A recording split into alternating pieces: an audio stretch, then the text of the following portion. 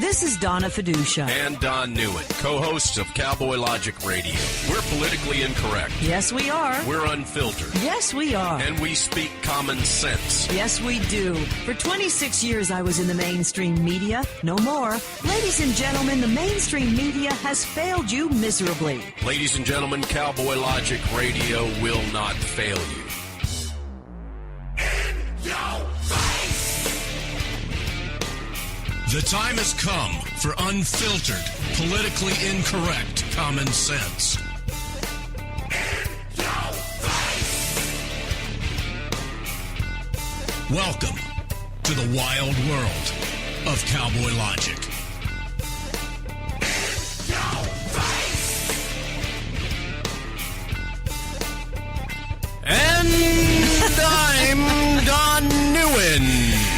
Can I even say... I beat you to it tonight. Good evening, good evening, I beat everyone. you to it tonight. You did. I knew I had to do it because we have got the most unbelievable lineup tonight, and I would probably not get a chance to do that again. No, because we are going to be talking about the Republican debate that just occurred. And this is Cowboy Logic Radio / And I'm still Don Newen. But you're not Ed Denzel. I am not. You are he is not. And neither am I. But you are. That's I am, Ed yes. Denzel. From the lovely Sunshine State. Of Florida. That's right. How you doing, Ed? I'm doing great. Thanks so for we're having kind me of tonight. like infringing on your show now, Yeah, Ed. this is actually when Ed's show takes place. Monday through Friday, 11 p.m. Eastern. What is that? On the land of Governor Moonbeam. 8 o'clock, Governor Moonbeam time. Yep. Yeah. Ed, tell us a little bit about your show. It's a show that I'm on Monday through Friday at 11 p.m. Eastern time to midnight. I do conservative from just an average guy point of view.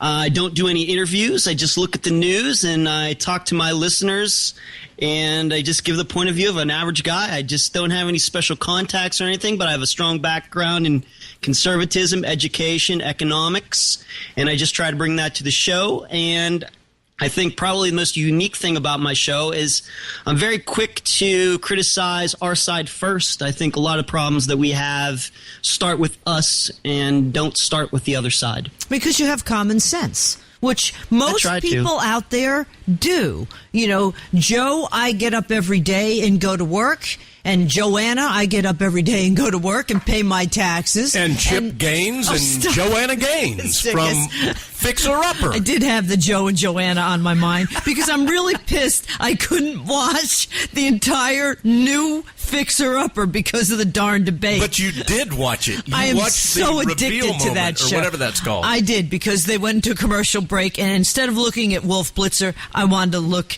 at the reveal of this house. Ed, do you have any idea what we're talking about? As a bachelor who lives in an apartment, I have no idea what you're talking about. Oh, you'd be addicted to I don't this, watch though. TV, so I have no idea. Oh, man. Well, it's on HGTV, and they come in and they TV. fix up these houses.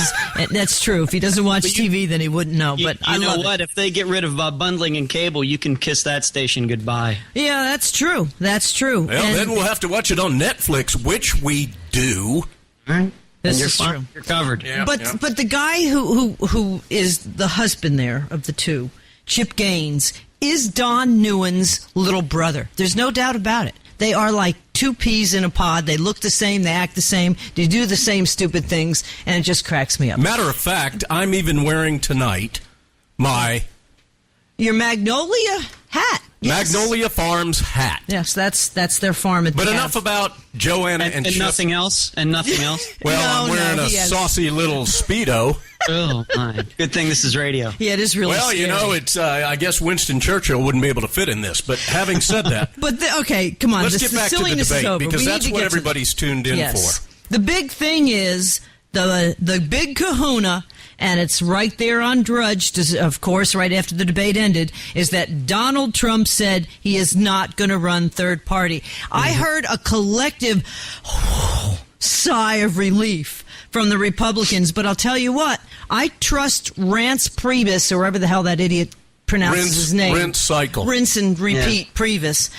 I trust him about as far as I can throw him. I trust the rhinos, including Marco Rubio, as far as I can throw him. and Paul Ryan for that matter. And if they don't keep their word, I can't help it but think Trump is going to say, I'm out of here, third party. But we'll see. I hope that's not the case. I think it was a feel-good moment for tonight. Yeah. Ironically, Danny Hamilton and I talked about this today at work, that very thing, and that we hoped he would come out and make mention of it. Now, he had class. He did have class today. Ed, Trump. throughout the debate, you and I were pinging back and forth in Facebook private messaging. Yes. And you brought up some real interesting points that I'd love for you to share about Chris Christie.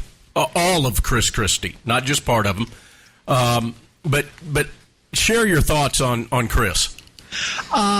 Chris Christie was, to me, the voice of reason in the debate tonight. And even though I know that he's not the most conservative person up there, I know that he doesn't have as conservative as a record as we would like. But what I told you is that seeing the bickering going on between Rand Paul, Marco Rubio, and Ted Cruz did not make any of them look very good, even though maybe all of them were telling the truth in one way or the other. Mm-hmm. It doesn't make them look very good. And so when Chris Christie broke in and said, now we see what's wrong with the United States Senate, it kind of goes back to the way I handle my show is, you know what?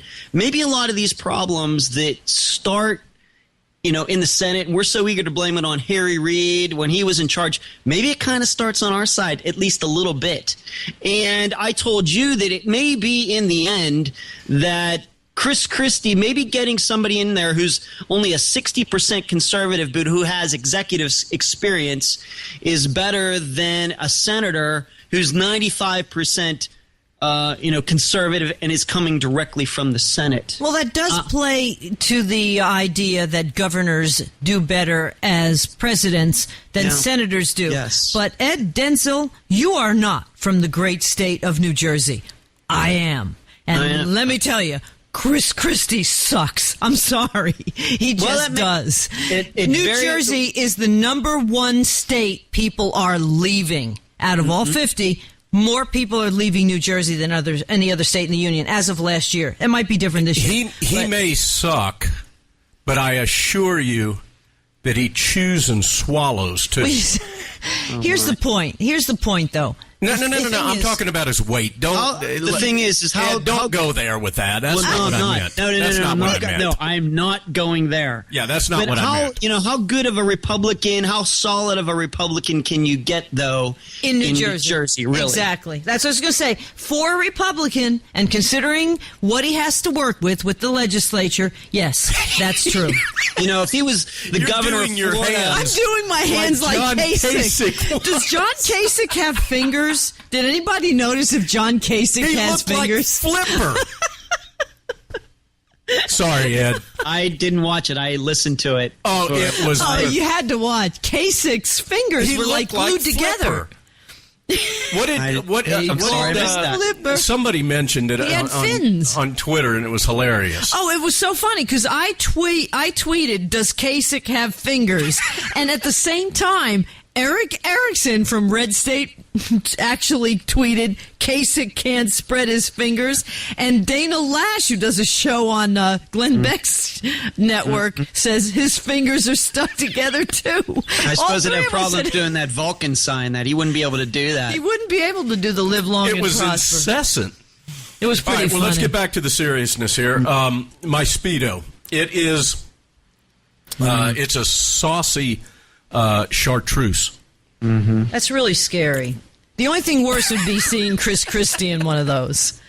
But seriously, Christie, as far as you're right, Ed, certainly for a Northeast governor, he is doing the best he can with what he has to work with. But when he kissed Obama, basically, after Hurricane or Superstorm Sandy, I was like, okay, I'm out of here. He's really I hear what you're saying regarding that. I know that was a big deal at the time, but being that I wasn't that big of a Mitt Romney fan anyway at the time, I just didn't seem that I thought that Mitt Romney was going to lose that election anyway back then in 2012. So I can see the political side doing something like that. I'm looking at for the next year, and Chris Christie seemed to me to be the most level-headed one on that stage tonight, even though I know that he's not the most conservative. Now, maybe if this debate had been about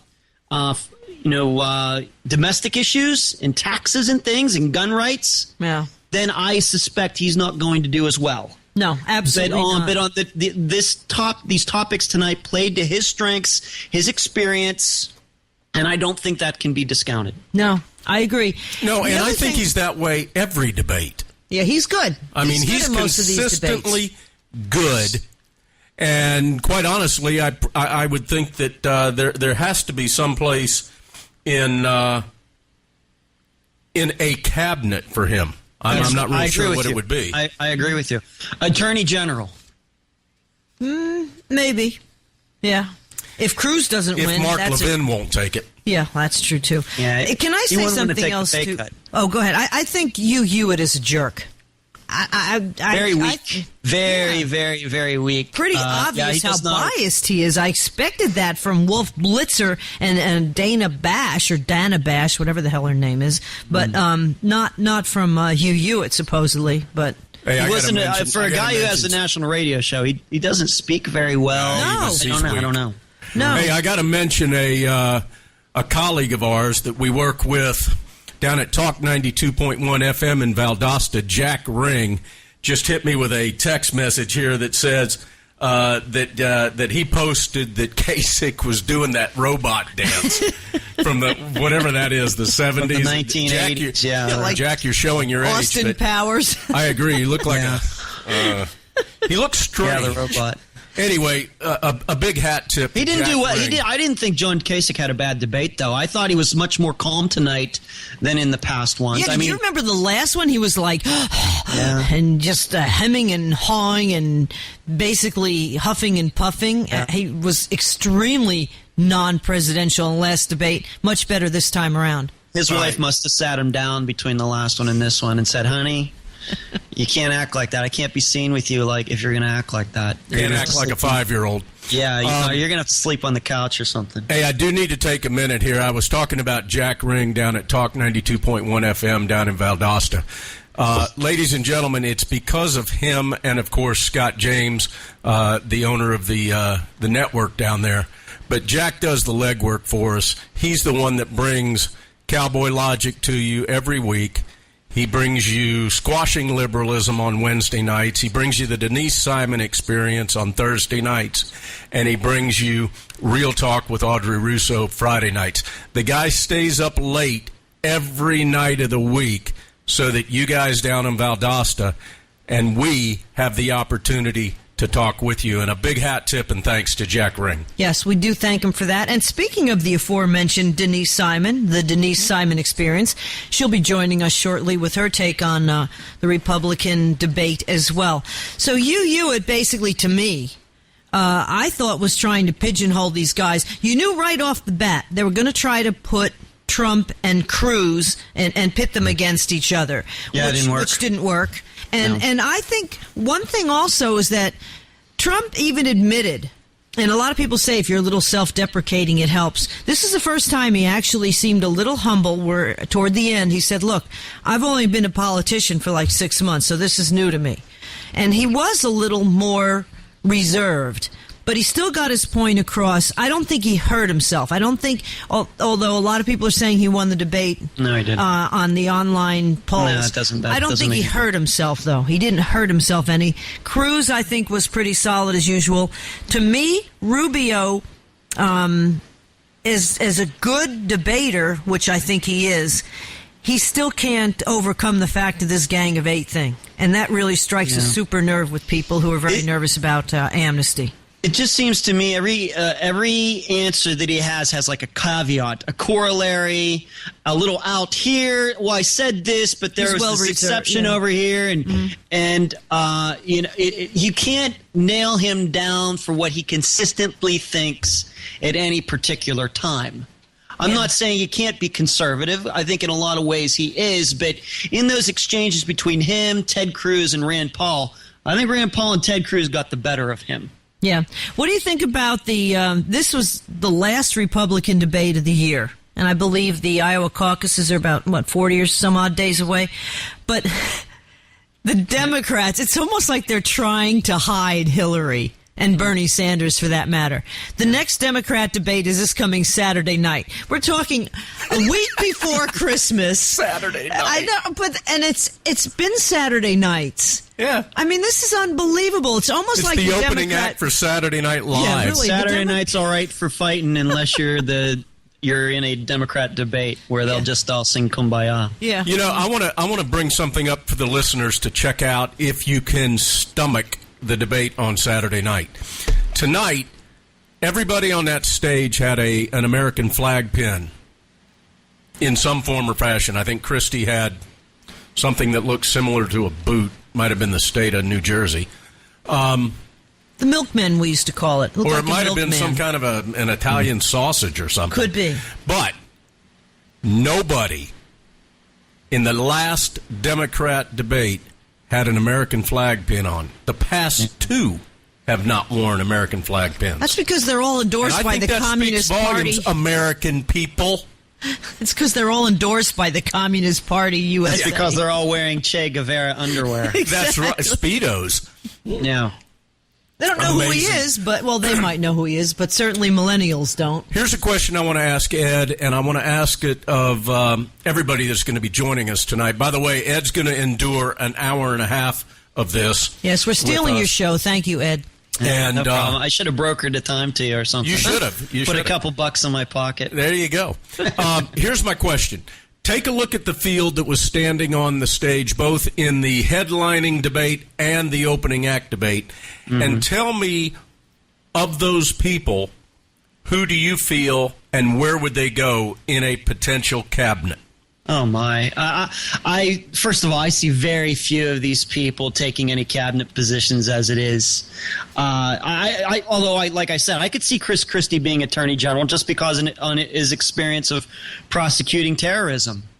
The rest of them, I really don't think of them in those terms. Really, I see my favorite guy right now is Ted Cruz. Although I won't endorse anybody, I'm not going to give any money to anybody. Is Donald Trump, if he doesn't win, is he really going to take a cabinet position? I mean, really? No, Trump. I don't see him doing anything if he doesn't win. Bush, I just don't think of him. Unfortunately, I can't answer it because I just don't think of him that way, simply because that's not usually the way it's gone, with Republicans. If, one wins, it's not like the rest of the guys or women get a certain position. I think you'd have to go back to, Reagan and George, Bush 41, where he asked him to be vice president, to be something like that in that sort of situation. But having said that, I could see Chris Christie just because of his experience. I mean, what are you going to do? Give Carly Fiorina, her housing and urban development or whatever they call that? Well, Rand Paul could run the Fed. I'd probably or stick abolish the her Fed. Maybe. in charge of the Chamber of FCC. Commerce and assign her the task of shutting down the department. Yeah. Okay. And the Fed with Rand Paul. Rand Shut down Paul, the I'd Fed. stick on the Fed. Yeah. Ted Cruz Chris is the Christie, I'd put the school lunch czar. How about Lindsey Graham? Oh, Think he'll cry again? Actually, now I didn't hear can anything you except do that? his closing comments, which To were the King of Jordan. all right. I'm going to start over. You got to see the face, Ed. All right. Yeah. Here's the deal. I listened to Lindsey's closing statement in the warm-up act, and it was pathetic. But the guys that were doing the after-debate commentary, Medved and Mike Gallagher and Dennis Prager. Oh, yeah? They were like seals clapping for the guy, and were praising his service to the country and his expertise in foreign affairs. Are you serious? But, Mike Gallagher did that? Yeah. Wow. Yeah. Well, I as didn't know I've what started to think. talk about in my show, I can tell you that we talk about the liberal media establishment. We somewhat on our side have a little bit of a conservative establishment media as well. Like you said, like we're putting out just earlier, Hugh Hewitt, he's been a conservative commentator for a while. Just not a guy that you're going to follow, and then you're telling me about these guys who applaud Lindsey Graham. I mean, how can these people lead conservatives acting like that? Well, I guess the rhino factor creeps in after a while. Absolute power, I guess, corrupts absolutely. And that's but they're known as conservative. The problem is they're known as conservatives. Yeah, I mean, I've met Mike Gallagher and interviewed him a million times when I was at Fox. I think it's important to let you both know, and I've got inside information because I've got a direct pipeline here with Jack Ring down at Talk 92. Right now, we are talking in place of Hugh Hewitt's show. Sorry, Hugh. Well, nothing lost. We don't really mean any of this. There was something that felt so good about this show tonight. Anyhow, Donna, what are your thoughts on the cabinet? I mean, I know you talked about Carly, and I know you talked about Rand, but I always like Ben Carson, Health and Human Services. Chris Christie for Attorney General isn't bad if Ted Cruz is not the number 2 man on the ticket. Because I'm looking for a Trump-Cruz ticket, quite frankly. Yeah. I like Cruz. I, again, haven't really endorsed anyone either, but I wouldn't have a problem with Trump either. I really wouldn't. I don't think that's going to happen. But well, okay. I don't know. I don't know if it is or not, but what gets me is how the mainstream media attacked them both, and the Republican Party did meet behind closed doors last week, figuring out a way that they might have a brokered convention. And I think by Donald Trump saying he's not going to run as a third party, threw a whole monkey wrench into them at this point, because it's now he threw it into the lap of the Republican rhinos that run the Republican Party to hold up their end of the bargain too. So that should be very interesting, because they don't want Cruz or Trump. They hate Ted Cruz. They hated Ronald Reagan. Yeah, Marco Rubio's their guy. But they hate both of them, right? I suppose for different reasons. But exactly. You're right. They don't want either of them on the ticket. So they were looking for a brokered convention. And if they go against the will of the people for this one, after the people put them in power, I should say, I hate to say that word in power, but that's what it's like lately. It's as opposed to in office. We gave them the Senate, we gave them the Congress, and they're still, as far as I'm concerned, not holding up any part of that bargain. In fact, during this debate, someone tweeted that a budget deal has been reached. Because God forbid that they don't go home for Christmas time. And as I've said a million times about John Boehner, and I'm saying it again about Paul Ryan, look at a person's eyes. If they have the same eyes, that same crazy eyes, I'm telling you, if John Boehner and Paul Ryan were a horse, I'd never buy him, because they're nuts. They're lunatics. You cannot trust them. And that's exactly what Paul Ryan is doing right now. He's in bed, not literally, but figuratively, with Nancy Pelosi. They went out and had dinner last Friday, right after everybody went home for the weekend and the government was shut down. And they're working out a deal, and they may work out a deal for amnesty, which is going to circumvent everything and give Obama carte blanche on this.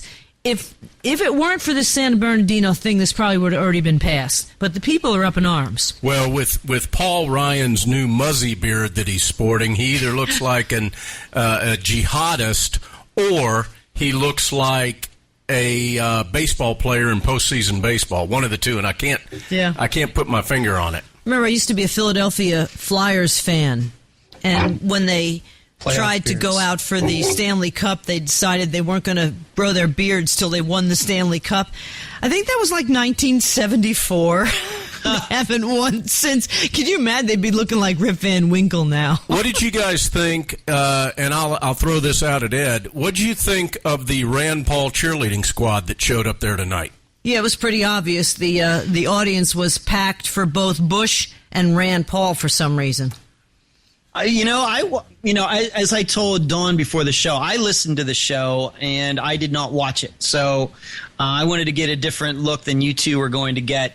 Actually, I'll be honest, I didn't really notice it. Maybe I'm just listening more to what the guys and the woman were saying. I thought that, for example, when they got introduced at the beginning, I thought the applause was about the same. In fact, I have that written in my notes. Mm-hmm. There was a Rand Paul contingent there that I know went over the top when I I just expect that's going to be part of the atmosphere. It doesn't bother me one way or the other because I don't think that Rand Paul is going anywhere. Yeah. So, I don't get too excited. I don't get too excited about that. But every time Trump opened his mouth, before he even started to give an answer, there were boos. I mean, it was really obvious. Could not hear that on the radio. Could not hear that on the radio feed. That's too bad. That's could not hear that. It was really pretty apparent. Well, then again, we had a very exclusive feed that we were listening to. It was only the crowd. It was not. We didn't hear any of the debate whatsoever. Well, we were simply monitoring the crowd with these auxiliary shotgun mics. But that's interesting what Ed said, because you get a different feel when you listen to it as opposed to watch it. In fact, that reminds me of the debate between JFK and Richard Nixon. Right. I mean, Right. Richard That's exactly Nixon what I was was thinking. sweating like crazy, and you couldn't see that. You know, like you pointed out, John Kasich with his hands. See, you didn't see any of that. No, didn't see any. Oh, it was you really missed it. Hilarious, quite frankly. But that, again, is why I'm wearing a Speedo tonight during the show, because it's radio, and you just can only imagine what this looks like. Or I can only not imagine. Yeah, really. A Speedo with a Magnolia Farms ball cap that's on backwards so I can wear my headset, and Georgia boots. Yeah. So here are the questions now. I'm just that one went right past Donna. Yeah, really. You voted with Obama. Apparently, they asked you had asked Bush about Cruz. You voted with Obama. Was this a mistake? I mean, and then they pitted Rubio against Cruz. I forget what it was exactly that Cruz apparently voted for. I guess it was the There was the authorization. bulk collections, was it? No, I wrote it down. Something It had with the NSA? it had to do with the financing of the military. Oh, okay. It was the Military Authorization Act or something like that they got into a discussion on. And then the Gang of Eight within immigration. I mean, they pitted those two against each other, I'm going to say, on purpose, probably 4 times. Yeah, because you know what? They want to kill the Hispanic vote, or any chance the Republicans have of getting the Hispanic vote. Because let's look at it. You always hear the Republicans are the party of the old white men. Look at the people on that stage, and look at the people... I say that what lightly. What the hell is Bernie Sanders? That will be on stage this coming Saturday and what is night. Hillary? If anybody She's an watches. old white man. I mean, it's really pathetic. I really do believe that Lindsey Graham should be on that stage this coming Saturday and not with the Republicans. Quite frankly, I don't know about that. He's How does he keep getting reelected in South Carolina? I mean, South Carolina is one of the most conservative states, although their gun laws aren't that great. But it's supposed to be one of the most Republican states, and they keep electing him. How do you get that? But then you get their other senator who's pretty conservative. Yeah. You know, I don't know. He just does that machine work in there. Well, we always go to the South Carolina Tea Party Convention, which is actually coming up in a couple weeks. This will be our 3rd one. Trump was there last year. He flew in. We all left because he flew in on Monday. We had to leave, but we saw him flying in. He flew right over jet. us as we were leaving. Yep.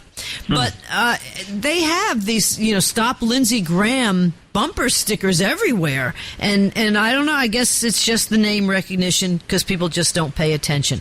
Well, we're talking with Ed Denzel, and we thank you, Ed, because I know this is your show. So we kind of... No, I'm having a great time. Thank you. No, this is great. Talking about the debate. We'll be back after a short break. We're going to be talking to U.S. Senate candidate for Barbara Boxer's seat from the great state of California, Tom Del Beccaro.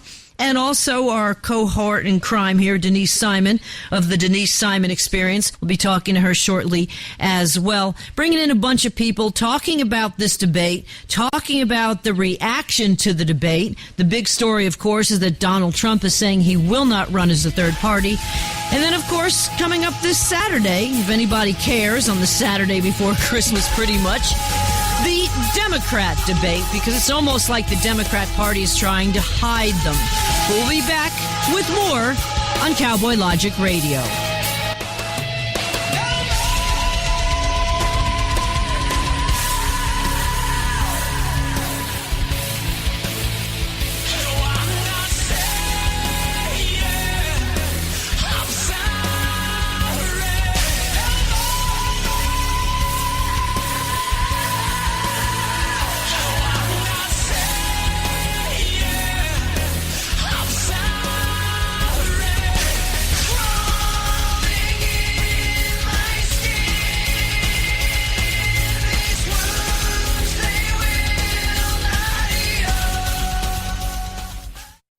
I know you're watching, so pay attention.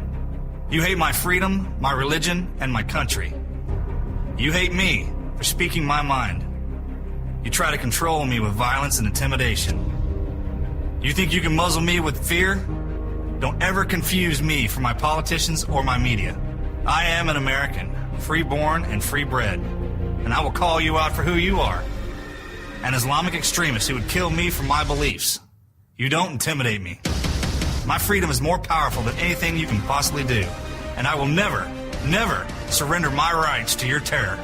I will say what I think, worship according to my beliefs, and raise my children how I see fit, and I defend it all with the Second Amendment to the Constitution of the United States. I cower to no one, because I am the National Rifle Association of America, and I am freedom's safest place.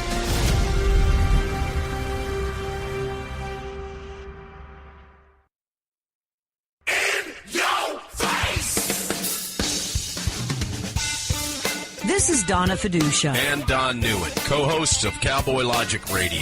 We're politically incorrect. Yes, we are. We're unfiltered. Yes, we are. And we speak common sense. Yes, we do. For 26 years, I was in the mainstream media. No more. Ladies and gentlemen, the mainstream media has failed you miserably. Ladies and gentlemen, Cowboy Logic Radio will not fail you.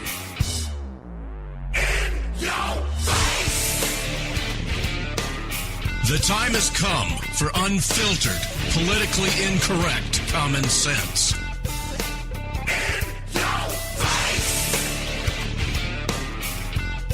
Welcome to the wild world of Cowboy Logic.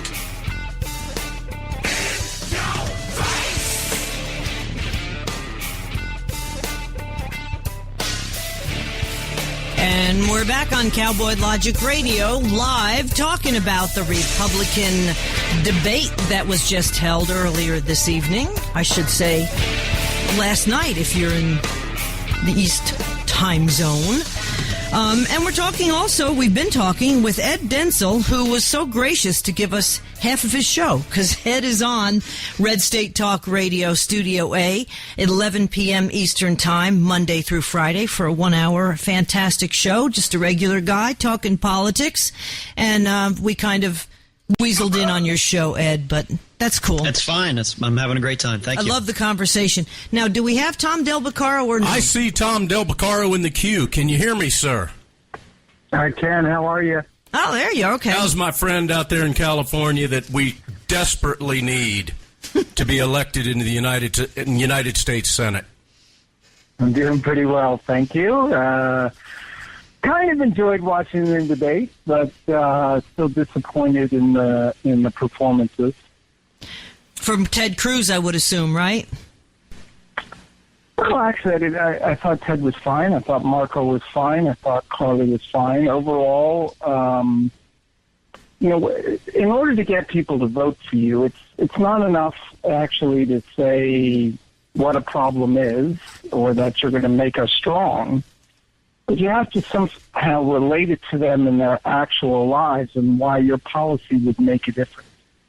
And look, the rest of the world is not like America. Most of the world, democracy is new. And in the Middle East, it's just not possible at this moment for almost all of those countries, with the exception of Israel. And so it is a cauldron. There's a reason why you just can't go from dictator to democracy. From dictator to democracy is not a brief step. It's a really long journey, as our country has proved. Mm-hmm. And there's over 200-something years before, 250, 260 years before women got to vote in America, from the time it was, before the revolution all the way up until suffrage. And so that's not going to happen in the Middle East overnight. So CNN's question of, which you prefer, dictators or democracy, is an unrealistic question and provides unrealistic expectations. And so it depends on what you're talking about. And the fact is, it's going to be a dictatorship. But realistically, I expect that from CNN. They did everything they can, to kind of I know, but Donna, I expect then our more wise Republican candidates to say, I understand why you would want make that or express that question in that way, but that's not realistic. But democracy overnight is not realistic, and we have to deal with them. We can't push them too far forward, so regime change wasn't a good idea in some of these places. And now we have the problems going forward. We didn't have that realistic discussion. But overall, there were a lot of good points that were made. Obviously the story of the night realistically is Cruz and Rubio sparring with each other. And I don't know that changes anything. I think Trump didn't say a lot tonight, so he stays ahead. Cruz and Rubio proved that they know the issues pretty darn well. And I think they're going to be 1, 2, 3 shortly here. And I think that, sadly or not, I think Ben Carson will continue to flip. Tom, let everybody know the website that is your website for your campaign. I think it's real important that the listeners, I mean, we've got them all over the U.S. and Canada. They're definitely out in California listening right now. How can people come to your website? How can they help you in your quest to become a senator of California? Sure. I'm running to replace Barbara Boxer. I'm the only even remotely conservative, although I am conservative Republican in the race. They can just go to TomDell, TOMDEL.com, see my writings. They can find me at Forbes, Political Vanguard, Washington Times, Daily Caller. Just came out with a piece in The Hill about how Hillary's prepared to make the same mistakes as Obama, but basically I'm at TomDell.com. Is that a different website, Tom? Because it used to be DelBaccaro.com, huh? Well, you can go to DelBaccaro4Senate.com, but that's hard for people to spell, so I just made it easier. Go to TomDell, TOMDEL.com. The only U.S. Senate candidate, I think, in America with his own flat tax. Mm-hmm. And I'll give you a little scoop here. You know that Stephen Moore is my economic advisor. You know that Larry Kudlow is supporting me, and we're going to release in the next 36 hours that Art Lasser is supporting my flat tax as well. Wow, that's great, because awesome. I know Forbes just had your whole tax plan out there, and that was it was great to see. So you've got Larry Kudlow and obviously Steve Forbes behind you, I would think, as well. Not to mention Donna Fiducia and Don Newman. In that particular order. Don, why'd you put yourself last? Oh, that's right. You have to live with her. Ladies first. Hey, Tom, I would like you to meet Ed Densel. And Ed has a show that runs on our network. He's got a show that runs on Red State Talk Radio Monday through Friday, 11 p.m. Eastern. That's 8 o'clock out there where you live. It's a great show. He carries the entire week by himself. He's not. It's not a guest-based show, although he might make an exception for you. But when I was telling him prior to the show that you were going to be joining us, he goes, "Oh, good. I don't really like politicians." That's true. So I would like to let Ed take a few pot shots at you, because I don't know anybody better that can take a hit than Tom DelBaccaro. Well, that's because I was the sixth of 8 children, but go for it. Oh, no, I can't do that. I don't think I wasn't raised that way. But when I said I told Dawn that I don't like politicians, is that I don't get caught up in any one politician. I don't endorse anybody. I don't send money to anybody. I don't follow any politicians on Twitter. I don't like any politicians' pages on Facebook. I like to be able to be as objective as possible. And so that's more of what I want. I meant to say, but Dawn and I have become, I think, good friends here. Maybe that was a little bit loose on the language, but I'd like to ask you something if I could. Sure.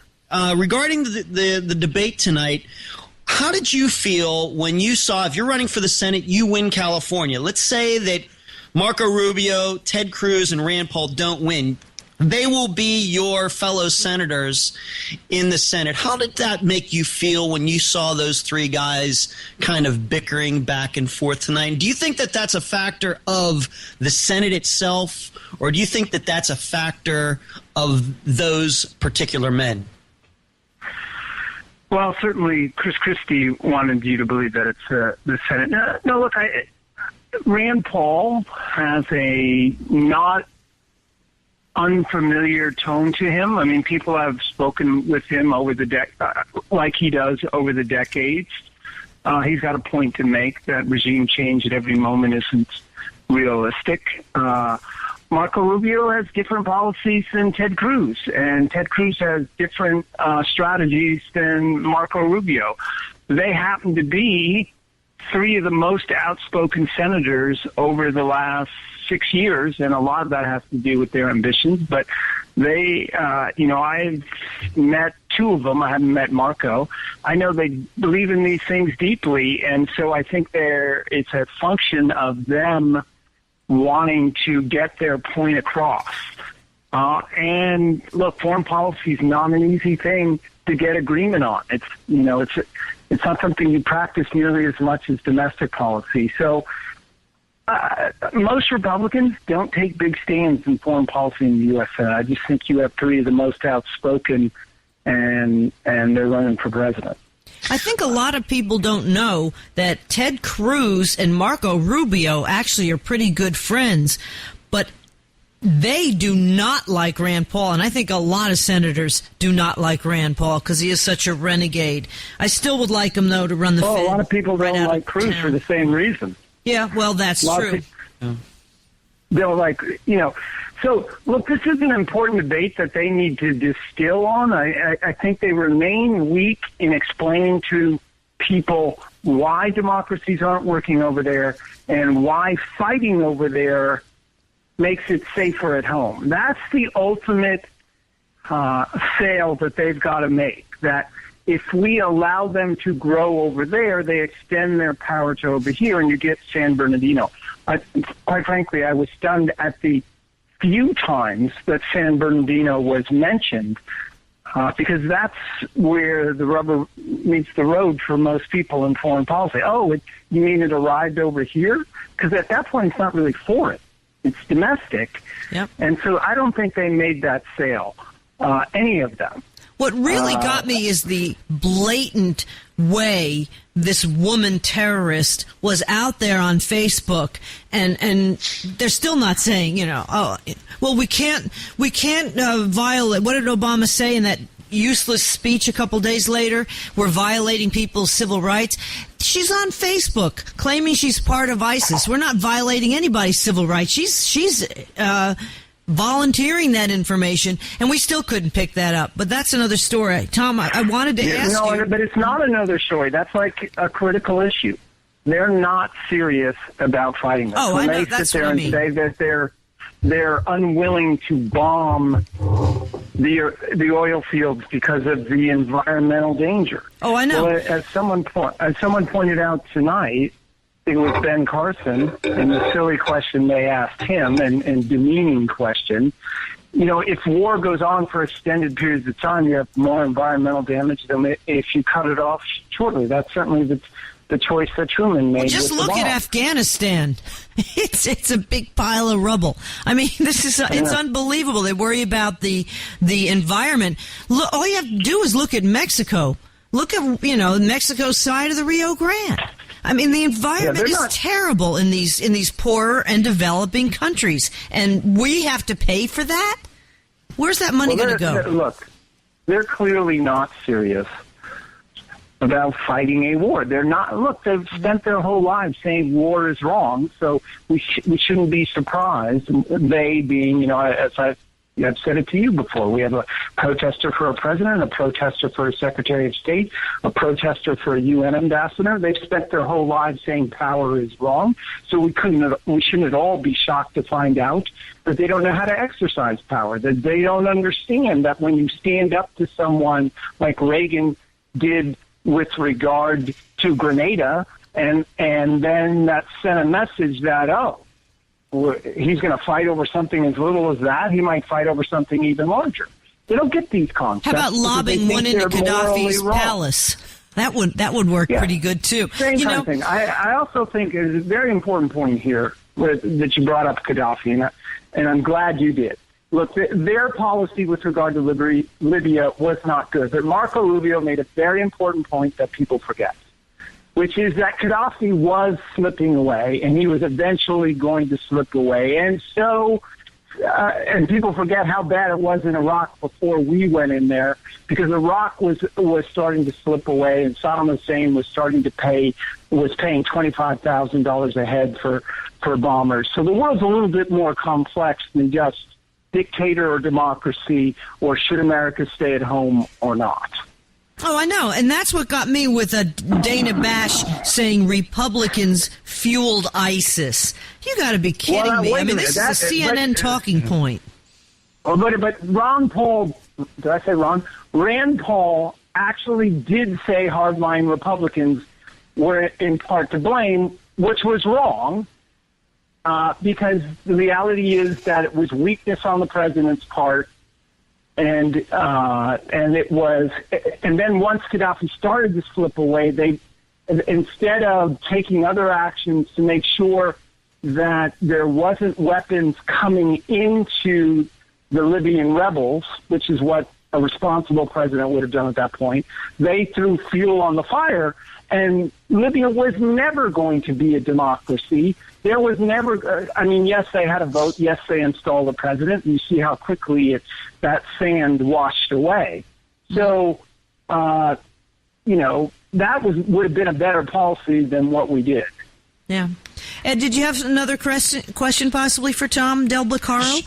Again, sure, running for U.S. Senate in California. Go ahead. Sure. Being that we're talking about dictators, do you see a difference between usually they're all kind of thrown into the same pot, but do you see a difference when it comes to dictators between Saddam Hussein, Hosni Mubarak, and Muammar Gaddafi? Or do you just see them as being all like the same guy? Because usually they're thrown in the same pot. I see them as being different situations. I think a principal concern we should have is understanding whether these dictators export their problems or not. And I don't think we should try and, other than through trade, that we should try and regime change around the world. And so Hosni Mubarak was, yes, he wasn't a Democrat, small d, by any stretch, but he was not actively exporting terror in the same way that Gaddafi was. Now, Gaddafi wound up, because of what Donna mentioned, when he got bombed, he turned around. When we invaded Iraq, it is 100% true our invasion of Iraq got him to go along and give up weapon systems. So in the end, he was not exporting. Then you take North Korea, where clear dictator. They're not territorially exporting. They don't send people abroad as much, but they are selling weapon systems, and they needed to be regarded. So I think Ted Cruz was close when he said what matters is American interests, and is our defense being compromised? The issue when it comes to dictators per se is, are they exporting their danger, or are they self-contained? So, do we care about what's going on in Zimbabwe, formerly Rhodesia, where we help destabilize a country and bring in allegedly democracy, which quickly returned to dictatorship? The answer is they don't particularly. Robert Mugabe doesn't particularly export things. That's a different level of interest than a place where terror is being exported, like you have in Syria today. I love the way Wolf Blitzer asked Chris Christie, if we do nothing, Iran goes nuclear. Earth to Wolf, Iran is about to go nuclear if they haven't already. They've tested missile systems, delivery systems, and we're going to give them $150 billion to do it. To me, this is insanity, that nobody's standing up to this president. It is insanity. It was a bad policy. Quite frankly, the person who I like the most on the Iranian policy is the person I was with yesterday, Carly Fiorina. There's no one who actually is more prepared from a foreign policy point of view on that stage than her. She's gone all over the world, and I think she sees it pretty clearly. Tom, do you think that Carly has what it takes to be a Secretary of State? Yes, absolutely. Really? Look, as I said yesterday, this remains an incredibly fluid race. If you look at polls in the past, John McCain lost 4 out of the first 6 primaries. So, and then he became the nominee. Who was leading? Somebody from Atlanta, if you recall, was leading this time through his 999 policy. Yeah, Herman Cain. Was leading through his 9. So it's still very fluid. I would rank it as this way. Look, I don't think Trump's going to win Iowa. And then it becomes a complete free-for-all. We always need to remember that once the Iowa vote is in, the deck becomes intensely reshuffled. Remember, Bush won Iowa and then lost New Hampshire, and the whole world seemed to be, in 2000, and the whole world seemed to be upended for a while there. So there's still a long way to go with regard to this, and the national polls don't mean much. What matters is who walks away with Iowa, what the order will be, and I think the order is going to not include. I don't think Trump's going to win Iowa, and so I think it's more open than people realize. Well, see, he might not win Iowa, but I think he's got a real good chance in the general election because I think he's pulling a lot of Democrats, a lot of blue dog Democrats, and we know a lot of black people that are going to vote for Trump because they're fed up with what they're seeing on the Democrat ticket. And we're talking low-hanging fruit here, and it's just unbelievable to me that Hillary Clinton is polling as good as she is. So, Tom, we only have a couple minutes left. It's very early for Hillary. Remember. Yeah, that's true. Every time she opens her mouth, it turns everybody off. But the focus isn't on her. The focus is on the Republicans. We'll see how it turns out when it's one-on-one Republican versus Hillary. Well, Tom, we really appreciate you coming on. We're going to have to let you go because we just have all this stuff going on, and technically it's kind of a pain in the neck, I'll be honest with you. So we thank you for being with us this half hour. Again, it's TomDell, DEL.com. That's where we can find you. Everybody can look you up. Yeah. Mm-hmm. Absolutely. Thanks so much. And bring me on I want to say Logic. one thing, Tom. I'm addressing Ed at this point. Ed, you do need to send some money to Tom. All right. Thanks, and bring me on. See, I work for you, man. On there you tell me I got issues, years. but I work for you, brother.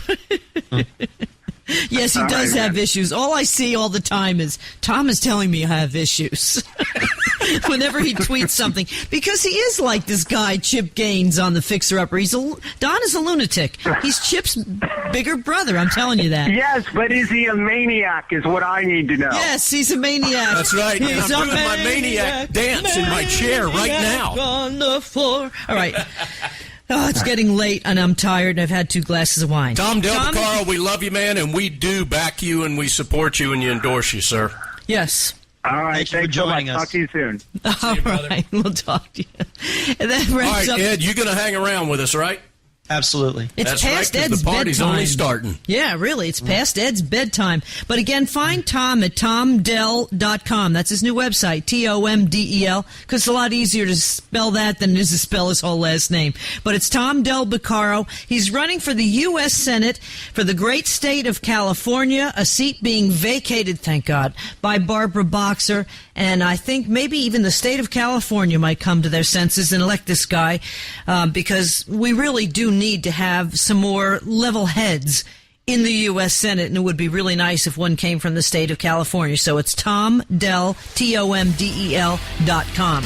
And we'll be back talking to Denise Simon as well, the Denise Simon Experience, coming up with more on the Republican debate right here on Cowboy Logic Radio.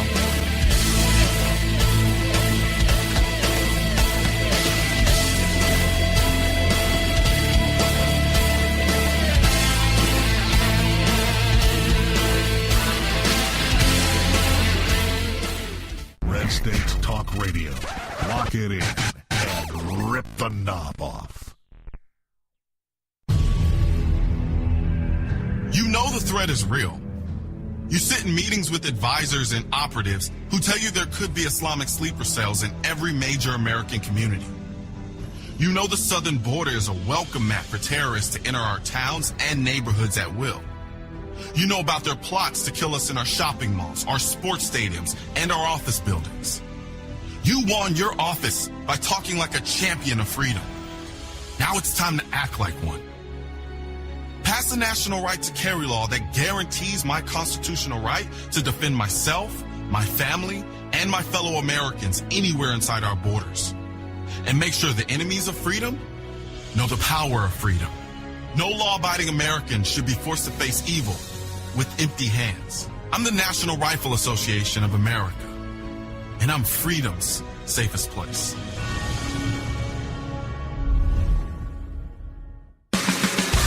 Hi, this is Edward Densel, host of the Densel Domain on Red State Talk Radio, the dominant force in conservative talk radio. Listen to me Monday through Friday, 11 p.m. Eastern on Red State Talk Radio. Lock it in and rip off the knob.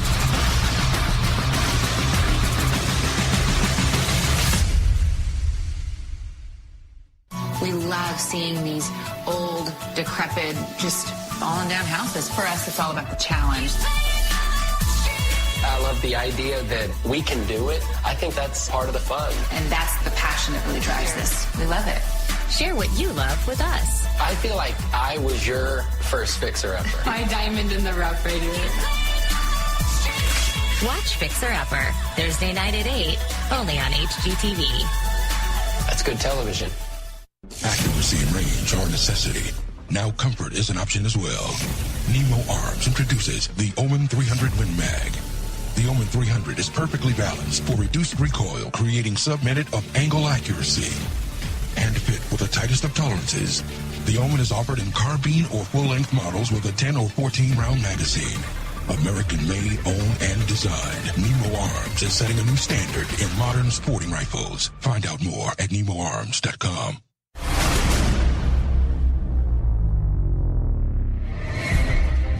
This is James Bostic, host of A Conservative's Perspective. Folks, the mainstream media has completely failed the American people. Join me and all the other great hosts on Red State Talk Radio. We won't fail you.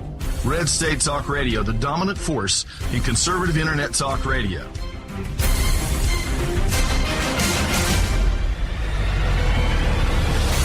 RedStateTalkRadio.com. Lock it in and rip the knob off. Red State Talk Radio. Talk radio the way the founding fathers would have done it.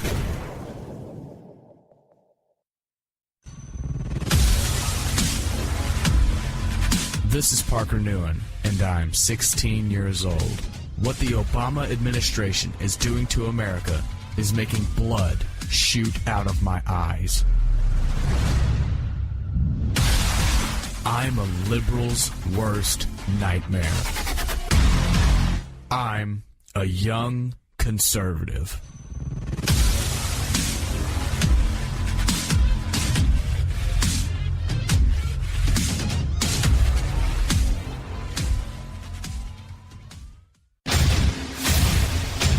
This is Tom Del Beccaro, U.S. Senate candidate for the great state of California, author of The Divided Era and Forbes contributor. And you're listening to my friends, Donna Fiducia and Don Newen on Cowboy Logic Radio.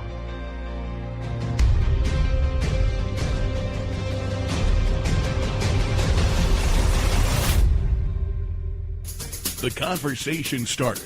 This is Talk 92.1, streaming on Talk921.com. Check us out on the web at cowboylogic.us.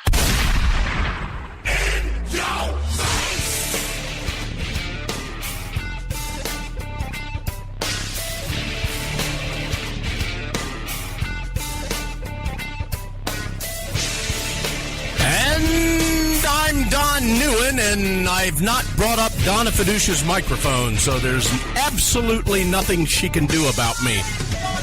See, she's trying to articulate from the other side of the table without a microphone. There you go, Donna Fiducia. Say hello to everyone. He's dangerous when he works the controls. That's hello, everyone. right. And hello, Ed Denzel of the Denzel Domain. And we thank you, Ed, for letting us kind of noodle in on your time here on Red State Talk Radio tonight. Now he's noodling in on our time. Let's make sure we have this accurate That's here. true. We're We're not past letting him midnight. get a word in edgewise, really, so And it's not fair. we're going to bring in a sister from another mister. Yes, we are. Denise Simon of the Denise Simon Experience, the most intelligent individual I know. Oh, shucks. Wow. How's that for blowing some smoke? Yeah, no joke. Say hello to your lunch buddy here, Ed. Hey, Ed. The day I met him, I had one eye because my contact was in the lid of my 5-hour shot. That's a true. That is a true story. We had a good conversation though. How do you play tennis with one eye? Well, it was a bad moment on the way to Starbucks that day. I can imagine. So where did you guys meet to eat? We didn't eat. We met at a Starbucks. We just Why? Yeah. I hate why Starbucks. do you give Starbucks the business? I do too, but that's Denise, did you carry your weapon into Starbucks? I did not. Yeah, they does. suck. Don carries it into our Kroger, and there is a Starbucks in our Kroger, and he goes over and he poses with his gun It's a photo with the op. baristas, and they did it. I went over to the liberal baristas at Starbucks, made them hold up Cowboy Logic business cards, and took a picture with my sidearm with those liberal baristas. Well, they're not really liberal down here. That's why we live here. Anyhow, Denise, I want to ask Denise a very important question that I asked Ed earlier, that I asked you, and that I don't even know if I asked Tom. Set up. No. Look, name the cabinet from the lineup that you saw tonight on the opening act as well as the closing act. Name cabinet positions, if you don't mind. I actually didn't see any that I would put in a cabinet. Okay, well, name a tough cabinet crowd. for, I don't know, Win, one of your friends or tennis companions or something. Name a cabinet based on their views. Well, I mean, I would put in Mark Lemon as Attorney General. Yeah. He wasn't even there tonight. He was mentioned, though. They actually mentioned him. I think Cruz mentioned him. Yes, I Cruz did think mention him. if there was going to be anybody that came close, I might put Carson in as Surgeon General, which is really not a cabinet position. Mm-hmm. How about Health and Human Services? I didn't see anybody there for that. Really? No. You don't think Carson could run HHS? No. Why is that? Because he's not a businessman. Well, yeah, but Health and Human Services is the most corrupt agency that we have right now outside of the EPA. So maybe it's a good thing if we put a doctor in there. Really, Donna? Who would you put in? Let me ask you this. Better Denise. than what's in there now. Who would you put in as? That's not a step up. Some of the worst people that we have economically are doctors. Oh, yeah, well, that goes without saying. Okay. Who would you put in as place kick holder? Reed Klein. Reed Klein, yes, indeed, and I know that young man.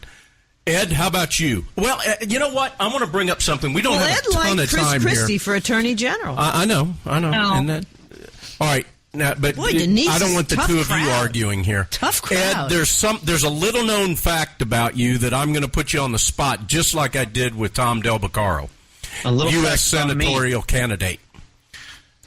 You are like a really big stud, like has won trophies and stuff for, and I'm going to get this wrong, but what appears to be like golf frisbee. That's true. What do you call that sport? Did I call it right? Disc golf. Disc golf. Disc golf, which is a very popular sport here in Florida. We have a lot of courses down here. But you are like you're like a badass when it comes to that. No. I tell you what, if any of my friends are listening to that right now, they are going to really, really laugh because they know that's not true.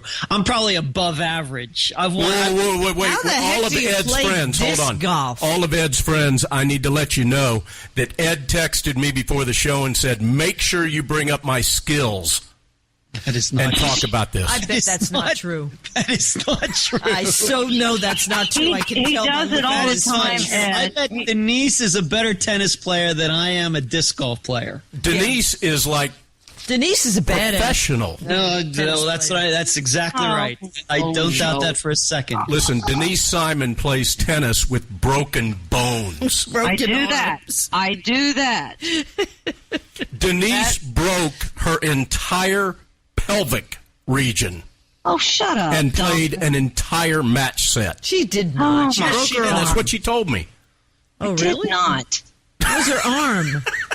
You know, he really is like Chip Gaines on this show, Fixer Upper. He's a goofball. You know, there's a drug out there that all of the jihadis are on. It's called Captagon. Did you happen to get your own little shipment of that tonight, Don, or something? You're one to talk this 5-hour energy drink that you lose your contact lens in. Over the counter.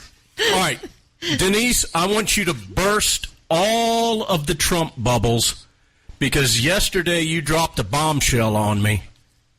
And I want you to share this with Ed as well. Well, look, you know, I just seek the truth. And if it falls in places that I don't want it to fall, it is what it is. I can't help it. I just want some integrity and honesty and honor and valor back in government again. I want that probably more than anything. And I know how many people are on the Trump bandwagon. I get it. I hear it 100 times a day. I see it. The whole thing. But I was poking around yesterday, and I happened to come across a class action lawsuit on Donald Trump. And it is a class action lawsuit that is in a handful of states. And they take much longer than any other kind of lawsuit to bring to an end. But he had something called the Trump University. Raise your hands out there in the listening world if you have heard of Trump University. I don't think it exists anymore. I believe it got its name changed to the Trump Entrepreneurial blah, blah, blah, blah, blah. But anyway, it ended up being a very interesting thing that was becoming part and parcel of the class action suit, which is included in Florida, California, and New York. And there are an awful lot of people that are part of this class action lawsuit. Now, what was it? Okay, well, I'm going to do this in a very thumbnail sketch abbreviation, so there's more to it, but I'm just going to give you guys the short version. Trump, in order to be a successful real estate mogul like Donald Trump, if you come to a seminar and pay $1,500 to attend the seminar, he will begin to entice you into joining his university. You go to this university and you have to pay another fee. And then once you graduate from this university, you can pay some even more money. And in the more money, you will have a mentor to get you started. Does this begin to sound like some of those commercials that you see in the middle of the night? That, you know, you too can be rich. Well, people were not getting their money's worth. It was a trade up. It was a Ponzi scheme, if you will. Bill McCollum, the Attorney General in the state of Florida, he has, I think, 30 cases or complaints. I don't know how many are in California. Texas has some. New York has some. What is the percentage? Do you have any idea of people who actually attended this? And the percentage? I do not. You know, somebody like Donald Trump, I'm sorry, he's a target. People are going to go after him. People pay hundreds of thousands of dollars to have dinner with Warren Buffett, too. This began in 2010 before he was even a presidential candidate. It got more legs in 2012 and 2013. It is still in process. So this was way before anybody would necessarily be a target. Now, I get asked, was Trump really involved in this? Yes, he was. He was president and CEO of Trump University. It is about his name. It is about his branding. So I only put that out there because I invite people, if you want to seek the truth, just go look. I got, a couple of the documents, got a couple of news sources on it. I would also add to take a very long look at as his sister, because he actually mentioned her over the weekend that he thought she would be a great Supreme Court justice. Well, you need to take a look at his sister. I would also mention that he does not endorse or support yet, and I say yet because I haven't heard anything to speak otherwise, Jerusalem being the capital of Israel. Then he is a very proactive, very positive supporter of eminent domain. Well, I had heard about that, and I heard a lot of people were complaining about that, and he said that was just certain cases. I mean, you're saying he wasn't a target in 2010 and 2012 because he wasn't running for president, but he's a billionaire. He's a target anyhow. Right. Well, in my opinion. Hold on, Denise. Hold on a second. Denise, I'm familiar with this story, and I agree with you on that. I saw that. I don't know the story about the Trump University from, I'm going to say maybe I don't know, I don't remember, but maybe a month ago or something. I read something somewhere. And I can tell you, I mean, I'm no Donald Trump supporter either, but it does sound very shady. It's like one of these, it sounded to me like more like one of these self-empowerment seminars that you come in here and I'm going to show you how to build your wealth or something. That's precisely what it is. Yeah. And look, I'm kind of tired of people that are making excuses for Donald Trump when they call all these other Republicans rhinos. When Donald Trump was a Democrat before he was a Republican, as was his top attorney, Cohen, who was a Democrat, and then he decided he was going to run for, I don't know, mayor's some position in mayor in New York, and he did it. He changed parties. He went to go be a Republican. It was a failed a race on his part. So then he turned around and went back to being a Democrat. So, if you said all of the things that I just mentioned about any other political candidate, we would make no excuses. We would have said, oh, he's a rhino. Okay, I am just putting some facts out there. I'm not emotionally attached to these people. I look at it very clinically.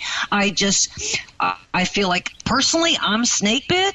I found it absolutely kind of shocking tonight when Dana Bash, I think it was, asked the question about nuclear weapons, and Trump had nowhere to go with it. He had no idea. They asked him a question about Trident. He didn't know what Trident was, had no concept. That's true. And so Marco Rubio had to stand up and go, let me explain for the sake of everybody what Trident is.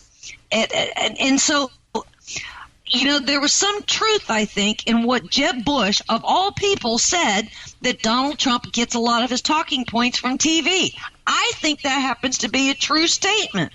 But because you know what? I don't have a problem with somebody who's finally listening to the people. Now, I know Ted Cruz is too, but aside from those two, I don't think anybody else is really striking a chord with the American people. I'm not so sure that Trump is listening to the people. I think he's saying what he thinks the people want to hear. Well, he obviously is polling quite high, so there's a lot of people who want to hear what he's got to say. But he's not polling high in anywhere it matters. He's not polling high in Iowa. Well, he's losing in Iowa. Does Iowa matter? I mean, Mike Huckabee won Iowa, didn't he? But it matters because people want to attach themselves to an early winner. And who is the early winner so far right now in Iowa? We're 3 weeks away from the caucus there. Yeah, Okay? that could be Ted Cruz. Yeah, that would be Ted Cruz, which is fine by me.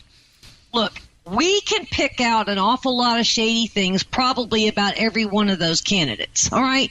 You know, Chris Christie sounded very aggressive, very resolute tonight, all right? He had an awful lot of great things to say. However, he's the governor of a state who is a state that the Obama administration has dumped Muslims on left and right for 7 years. That's the first place they go. So he has to deal with these people, and I might add he was never told that these people are coming. So he had to go make nice with these imams and all these Muslims. That doesn't look good in my book because I think he's a former prosecutor. Then you know what? Then you go to your legislature and you say stop this. So, but on the other hand, he had an awful lot of good things to say.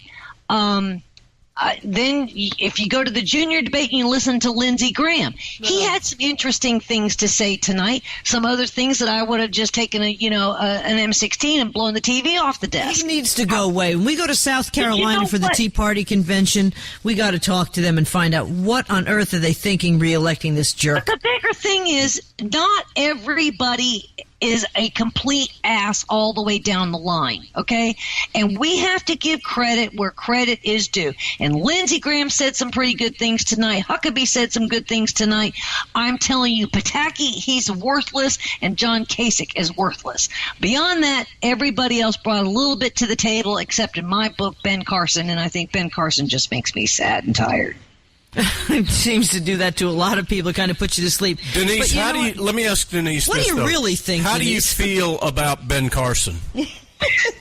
Hey, I'd like to remind you about the great festive time we had in South Carolina earlier this year with Ben Carson. We did. We had a speechless. And we need to tell Ed what we did. Ed, we're at this convention, and and Carson was there. Trump came later, but we had to leave, and we saw Ted Cruz as well. I got to interview his dad, Raphael, which was very eye-opening. Boy, he was really phenomenal. Anyhow, so Ben Carson takes off right after he speaks. He's gone, right? The room is, he's out of the room. Well, later on, we go back into this little room, and there's a big life-size cutout of Ben Carson, a cardboard cutout. So we decided that we would interview the cutout. That's funny. It was me, Denise, and Bill Cowan, and his wife, Velvet.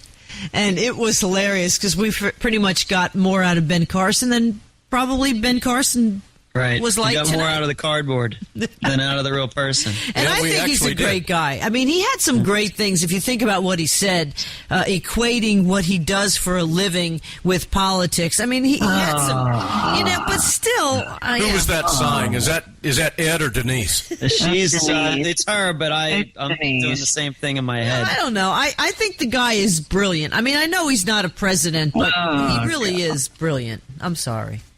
Still a lot better than Lindsey Here's Graham. what I'd like to do. We've never done this before. The listeners, I would like to give out Denise Simon's cell phone number to you, and you can give her a call and tell her what you think. I'm going to look like Lindsey Graham smashing it. I'm only kidding. I'm going to give out Ed's number. Okay, cool. I never answer my phone anyway, so feel free. I don't usually talk on the phone. So all right, Denise, what about Trump saying he's not going to run as an independent and the great respect he has for the Republican leadership? What do you take from that?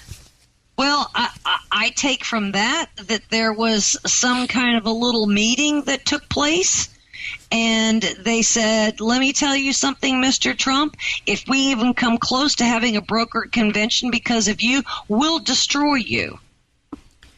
Yeah, but do you think they really can?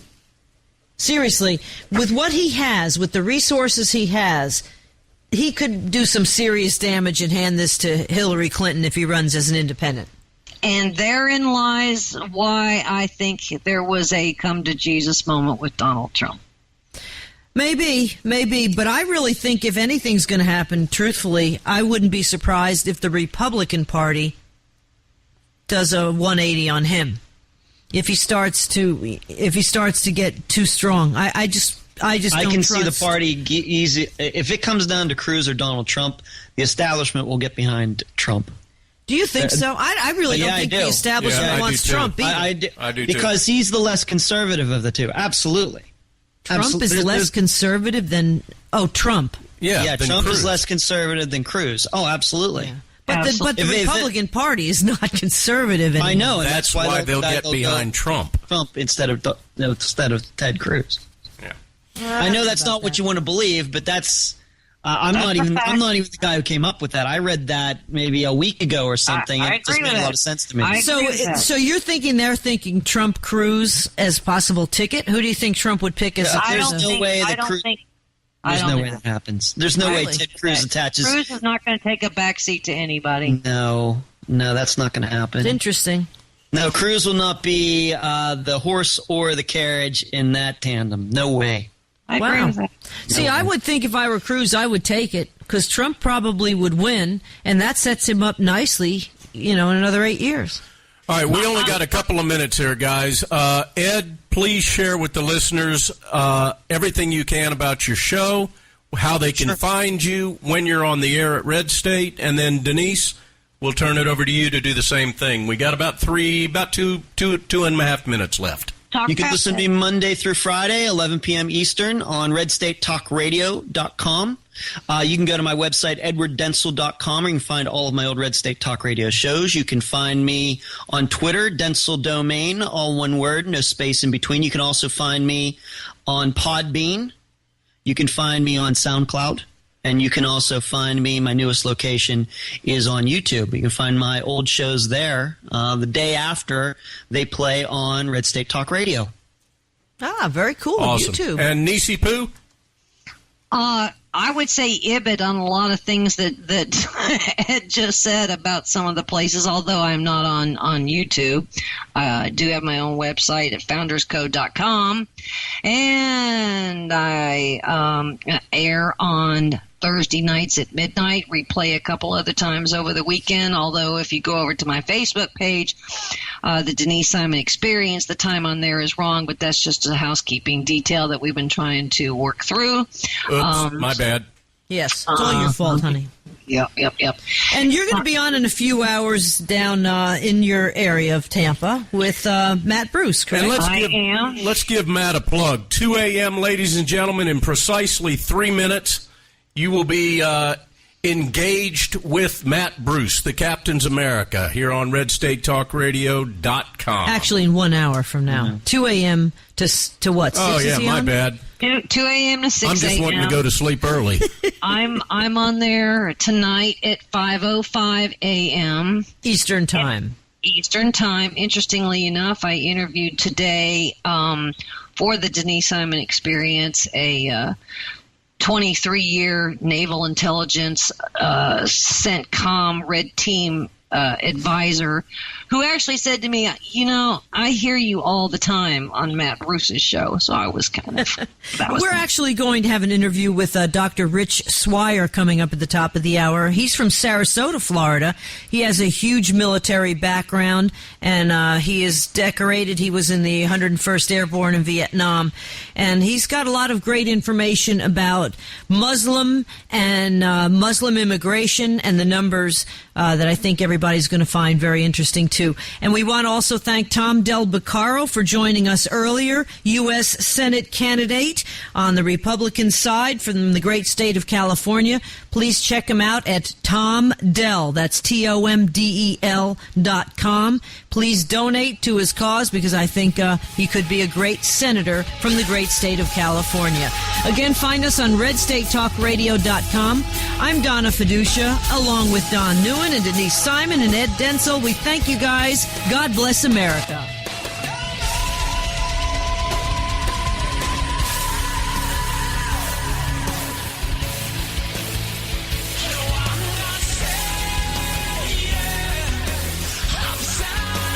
You've been listening to Cowboy Logic Radio, unfiltered, politically incorrect common sense.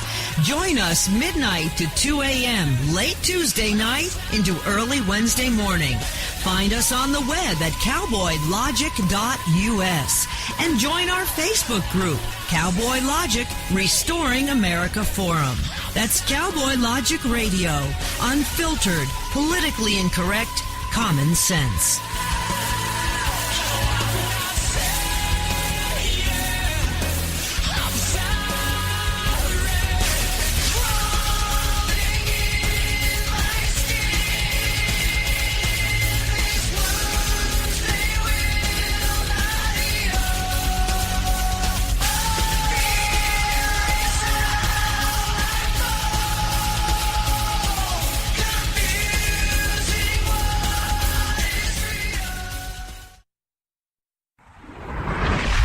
Check us out on the web at cowboylogic.us. I know you're watching, so pay attention. You hate my freedom, my religion, and my country. You hate me for speaking my mind. You try to control me with violence and intimidation. You think you can muzzle me with fear? Don't ever confuse me for my politicians or my media. I am an American, free-born and free-bred, and I will call you out for who you are. An Islamic extremist who would kill me for my beliefs. You don't intimidate me. My freedom is more powerful than anything you can possibly do, and I will never, never surrender my rights to your terror. I will say what I think, worship according to my beliefs, and raise my children how I see fit, and I defend it all with the Second Amendment to the Constitution of the United States. I cower to no one, because I am the National Rifle Association of America, and I am freedom's safest place.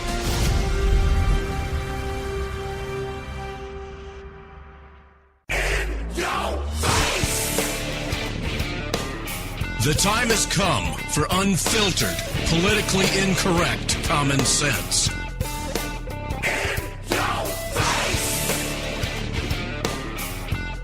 Welcome to the wild world of Cowboy Logic.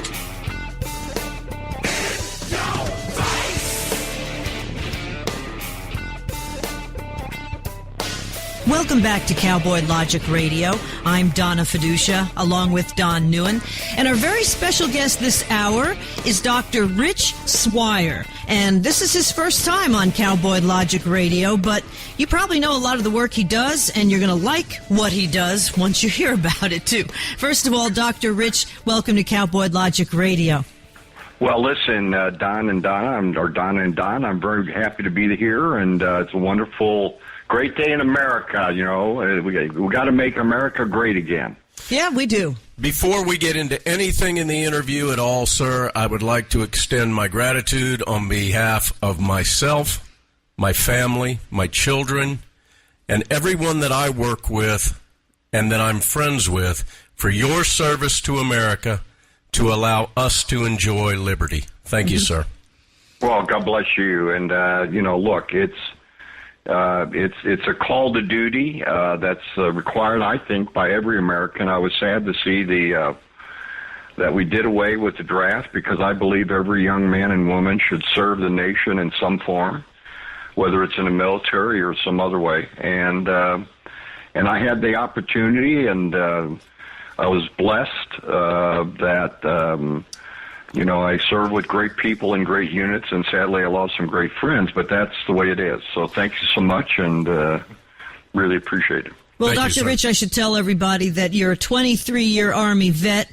You have a doctorate in education from USC, but in Vietnam, with your Vietnam service, awarded 2 Bronze Stars with a V for heroism, ground combat, 101st Airborne, and you founded a tech company when you came back from Vietnam, and I guess when your military career was over, called Sarasota Online, which you sold to Comcast back in 1996. That's always a beautiful thing.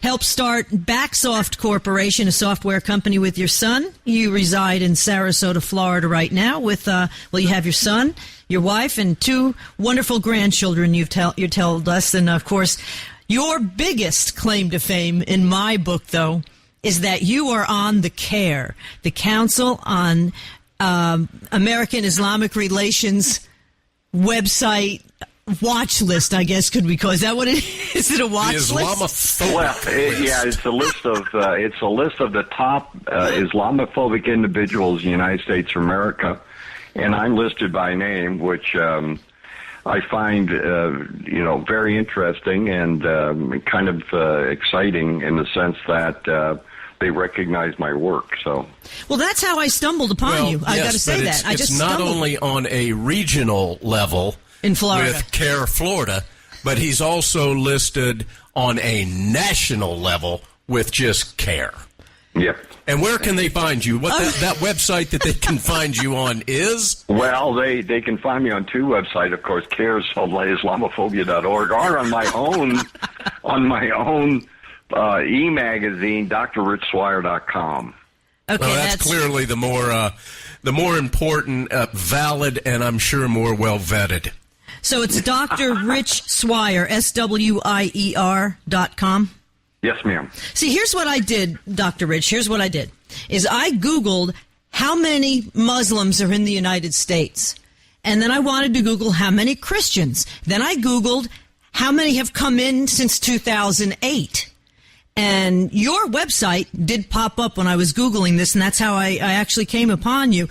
One of your posts I found to be very telling.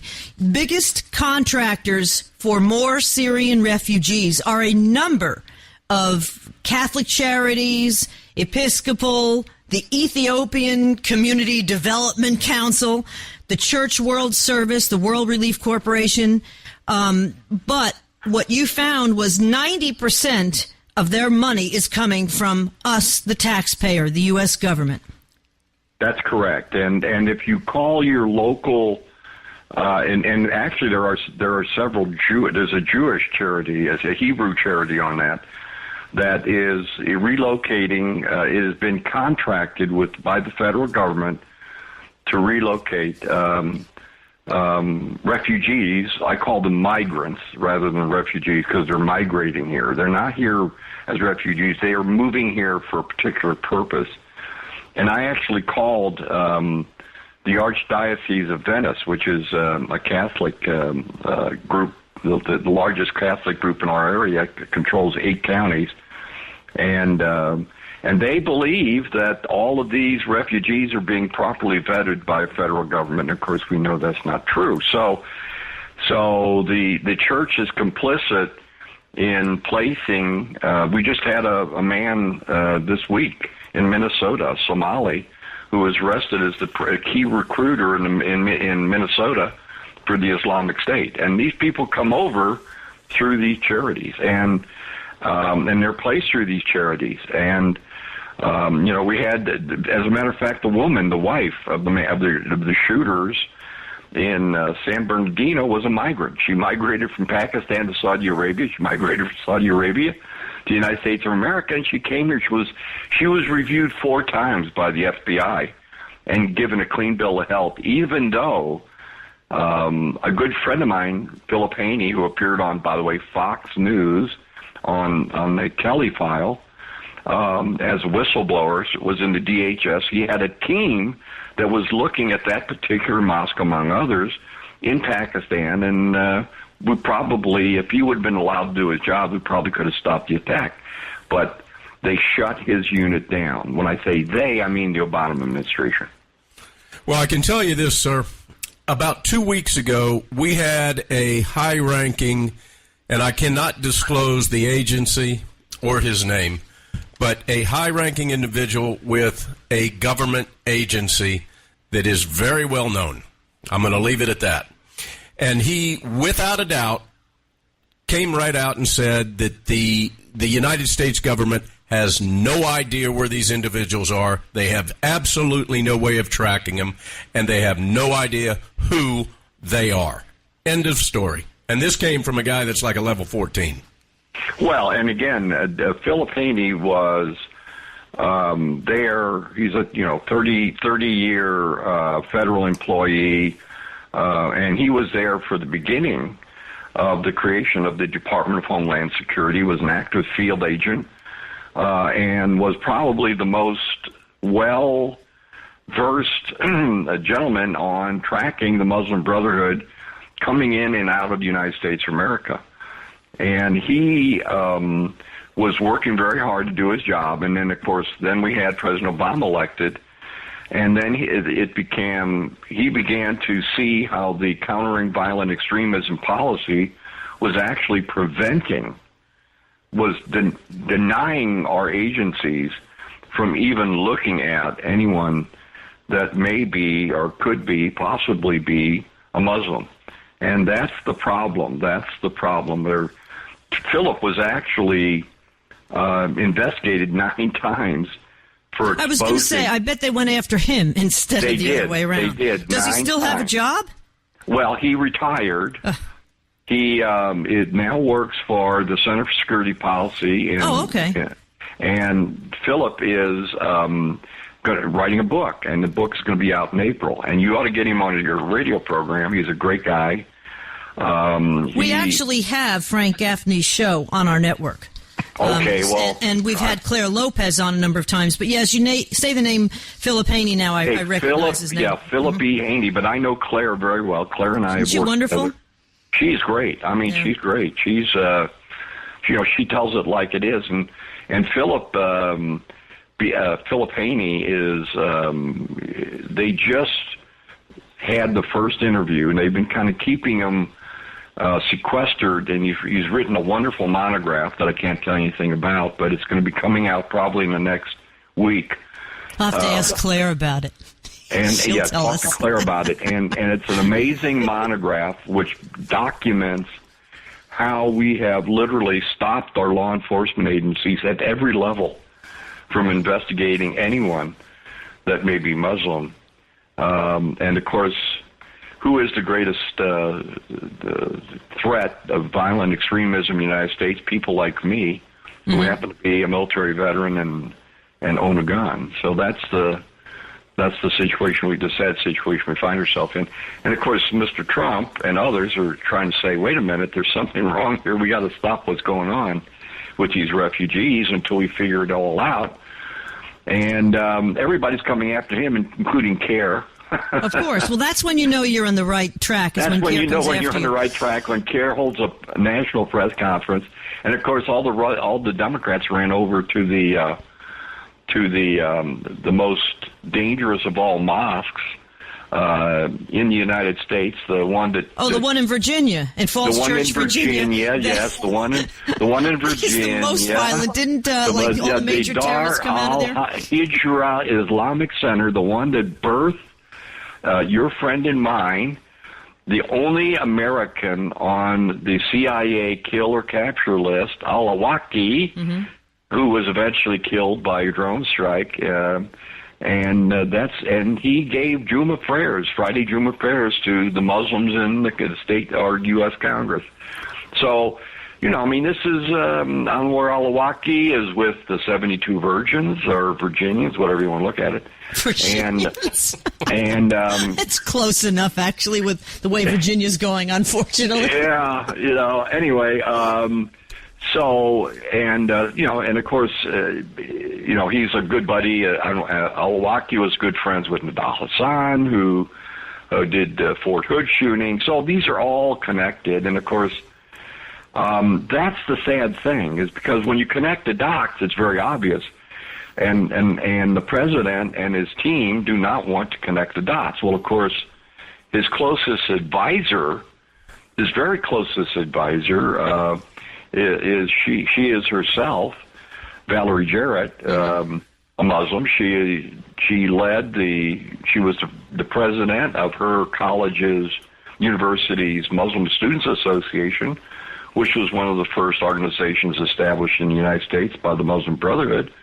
And, of course, the head of the CIA is a Muslim, so what could go wrong? I mean, with a name like Brennan, I'm sure everybody I'm sure with a name like Brennan, everybody thinks he's a nice Irish Catholic boy. Well, and I think it also is important to point out that Grover Norquist is a friend of all of those people you just mentioned. And I interviewed him a number of times at Fox. I never knew he was involved with the Muslim Brotherhood. Of course, this is back in 2007. Then I was no longer there. Well, his wife is Palestinian. Exactly, and that's look at John Kerry. His son-in-law is a Muslim, Iranian, whatever. But let me just introduce you again. We're talking to Dr. Richard Swire. You can find him. Now, what's the best email? drrichswire.com or DR?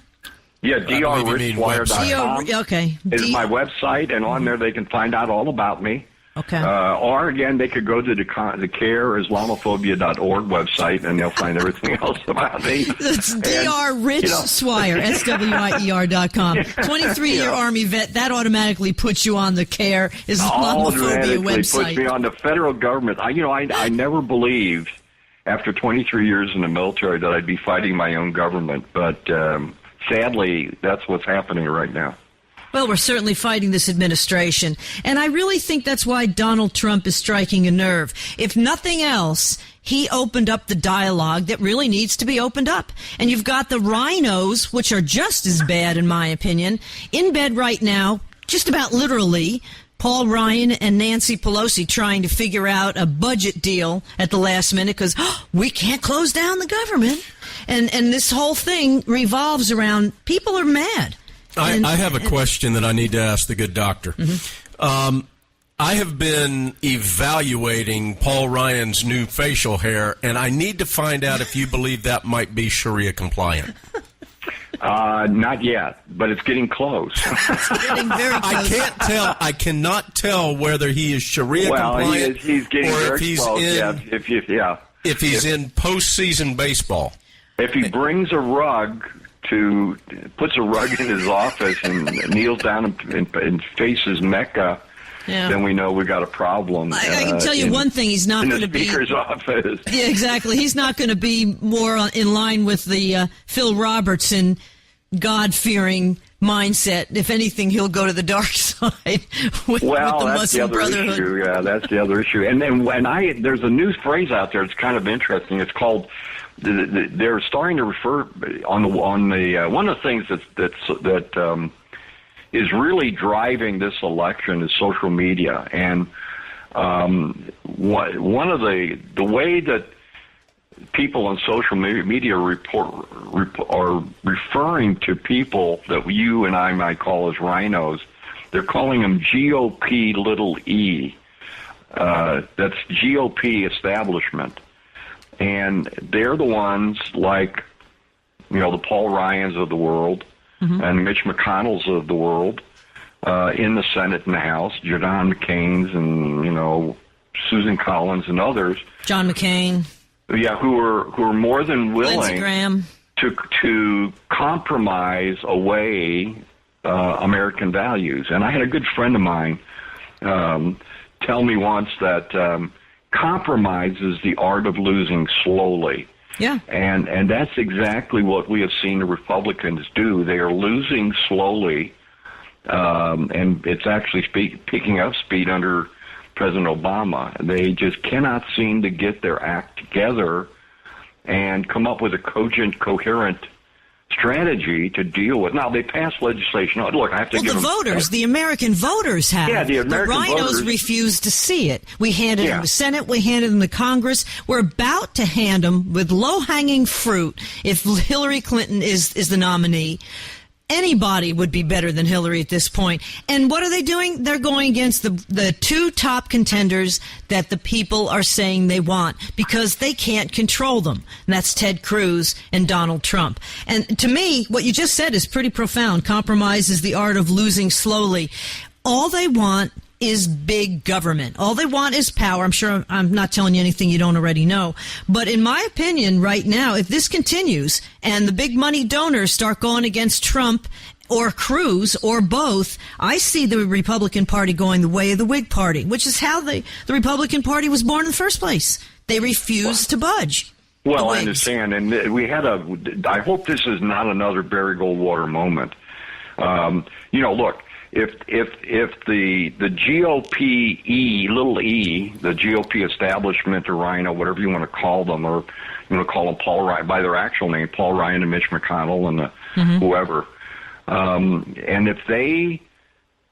if we go through a process where we select a nominee to be president, and if that nominee turns out to be Donald Trump or it turns out to be Ted Cruz, who are not GOP little e people, then the party has to get behind them, period. I mean, if they do not, if somehow they decide they're not going to do that, as we have seen with other candidates, we've seen that done at the Senate level. I mean, the minute Charlie Crist announced that he was going to run for the United States Senate, even before we had a primary here in the state of Florida, the Republican Senatorial Election Committee came out and endorsed Charlie Crist. Oh, I know. Well, I mean, how do you do that? How do you do that, you know? And now we know, of course, what the true stripes of Charlie Crist. He is a GOPE, which is code for Democrat. Exactly. So, I mean, they're just. And you got to think that's where Marco Rubio is coming out of as well. He's cut his teeth under the bushes, quite frankly. And I just really think that he was pro-immigration. He's tried to walk that back. And it's really scary to think that here we are putting these people in power, including Mitch McConnell. And the second he gets back in, and I never said somebody was in power before until after 2008, 2009. Before it was in office. But now it really is in power. And the second that mental midget gets in office again for the 8 gazillionth time, he says, I'm not going to close down the government. That would be irresponsible. No, that's what you're there for, you dumbo. You're there to shut down the government if you have a situation that you don't want to spend money on. And if this continues, I really think it will kill the Republican Party, because if Obama gets this carte blanche that he's looking for with the, you call them migrants, I call them invaders, but these, all these Syrians and the hundreds of thousands that are coming in that can't be vetted, and we know they can't be vetted, it would essentially give him carte blanche. I mean, he could say, I'm going to bring in 1 million. And nobody would do anything about it. First of all, it's going to be the end of the country, because I think Obama knows once he gets him in here, then he's all set. But also, it's certainly going to be the end of the Republican Party. People are going to absolutely just go bonkers, in my opinion. No, I think you're right, and I want to clarify why I use the term migrant. Mm-hmm. A lot of people may not know. Many of your listeners may not know that the Arabic calendar begins not on the date that Muhammad was born, but rather on the date that Muhammad migrated from Mecca to Medina. Uh-huh. And why is that important?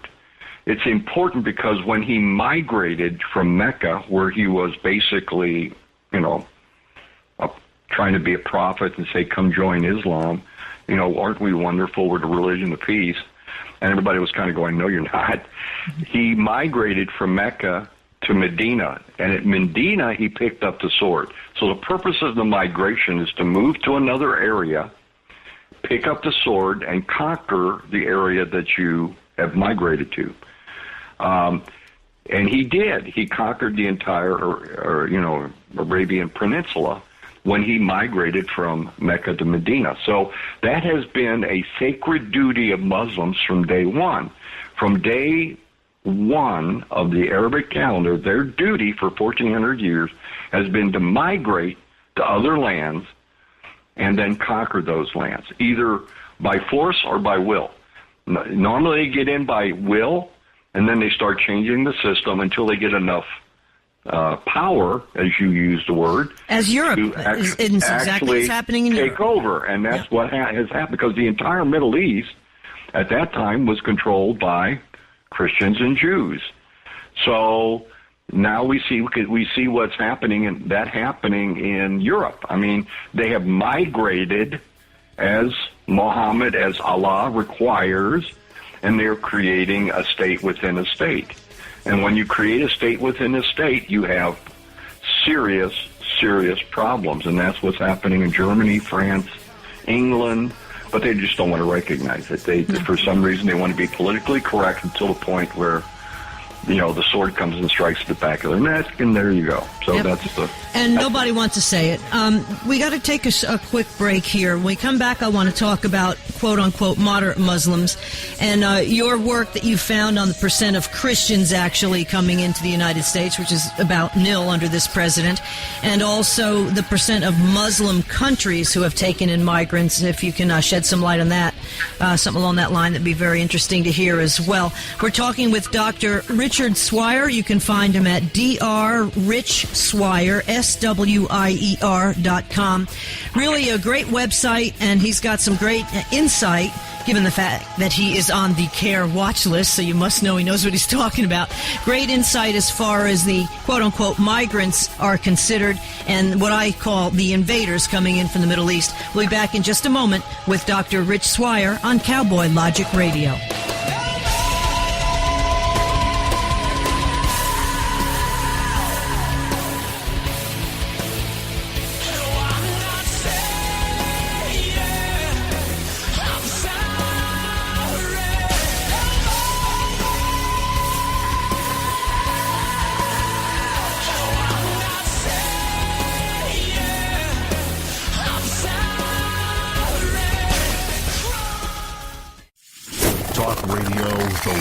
Founding fathers would have done it. I'm just a man trying to make his mark on history. Red State Talk Radio.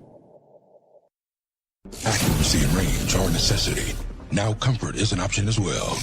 Nemo Arms introduces the Omen 300 Win Mag. The Omen 300 is perfectly balanced for reduced recoil, creating sub-minute of angle accuracy. And fit with the tightest of tolerances. The Omen is offered in carbine or full-length models with a 10 or 14-round magazine. American-made, owned, and designed, Nemo Arms is setting a new standard in modern sporting rifles. Find out more at NemoArms.com. Less than 2% of America's population volunteers to defend our nation. Though we rarely see them, we live the benefits of these heroes' sacrifices in the freedom we know and the safety we feel. Each and every day, the Gary Sinise Foundation serves our nation by honoring our defenders, veterans, first responders, and their families. We do this by creating and supporting unique programs designed to entertain, educate, inspire, strengthen, and build communities. The Gary Sinise Foundation has grown because the need has never been greater. Together, we'll improve the lives of thousands of American heroes and their families day in, day out, all year long. While we can never do enough to show our gratitude to our nation's defenders, our veterans, our first responders, and the families who stand by them, we can always do a little more. Join us. Visit GarySiniseFoundation.org. Hi, I'm Gil Fulbright. The people that run my campaign, they've made this commercial, and I'm in it. This campaign, it's not about me. It's about crafting a version of me that'll appeal to you. A version that visits random work sites with paid actors pointing at things. A version of me that doesn't find old people loathsome or pointless. Has a conventionally attractive yet curiously still family. Listening to my constituents, legislating, these are things I don't do. What I do is spend about 70% of my time raising funds for re-election. I'd do anything to stay in office. My name's Gil Fulbright, but hell, I'll change my name to Phil Goldbright, or Bill Fulbright, or fill up my mouth with farts. These are the things that are important to me. And these are the fine people that finance my campaign. Now, in order to do these things, I have to stay in office. And to stay in office, I have to keep these guys happy. Now, if any of these things make these guys unhappy, well, my hands are tied. So come November, the choice is clear. Do you want another spineless mouthpiece for special interest and lobbyists? Or a spineless mouthpiece for special interest and lobbyists? I'm Philip a Mouth with Farts, and I approve this message.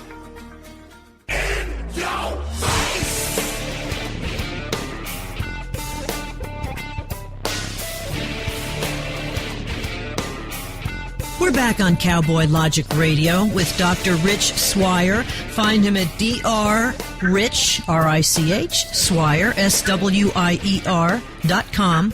And before the break, Dr. Rich, we were talking about basically what you say is the migrants, and the Quran is telling these people to basically go out and conquer. I call them invaders because that's essentially what they're doing, but they are migrating into Europe, and with Obama's help, migrating at great numbers here in the United States. And I should tell everybody, I fell across your website and found quite a lot of very interesting information about how few are Christians that are coming in, and about 90% of the government, or 90% of all these quote-unquote religious organizations that are bringing in these refugees and pushing to bring in these refugees, including the U.S. Conference of Catholic Bishops, are getting 90% of their money to do this from the government. So they're essentially using our money to pay off these quote-unquote religious organizations to push these Muslim invaders onto U.S. soil. Before the break, also, we want to talk about the situation, though, seriously, that, to me, is it possible for the, quote, moderate Muslim to help out? Is there such a thing? I have a phrase that I use when someone asks me that question. Why don't the moderate Muslims speak out and more forcefully? And I retort with the comment: a radical Muslim wants to behead you. A moderate Muslim wants a radical Muslim to behead you. Mm-hmm. The idea that a person is moderate is what that really means is they haven't actually picked up the sword, or they haven't picked up the AR-15, or they haven't picked up the AK-47. They just support it.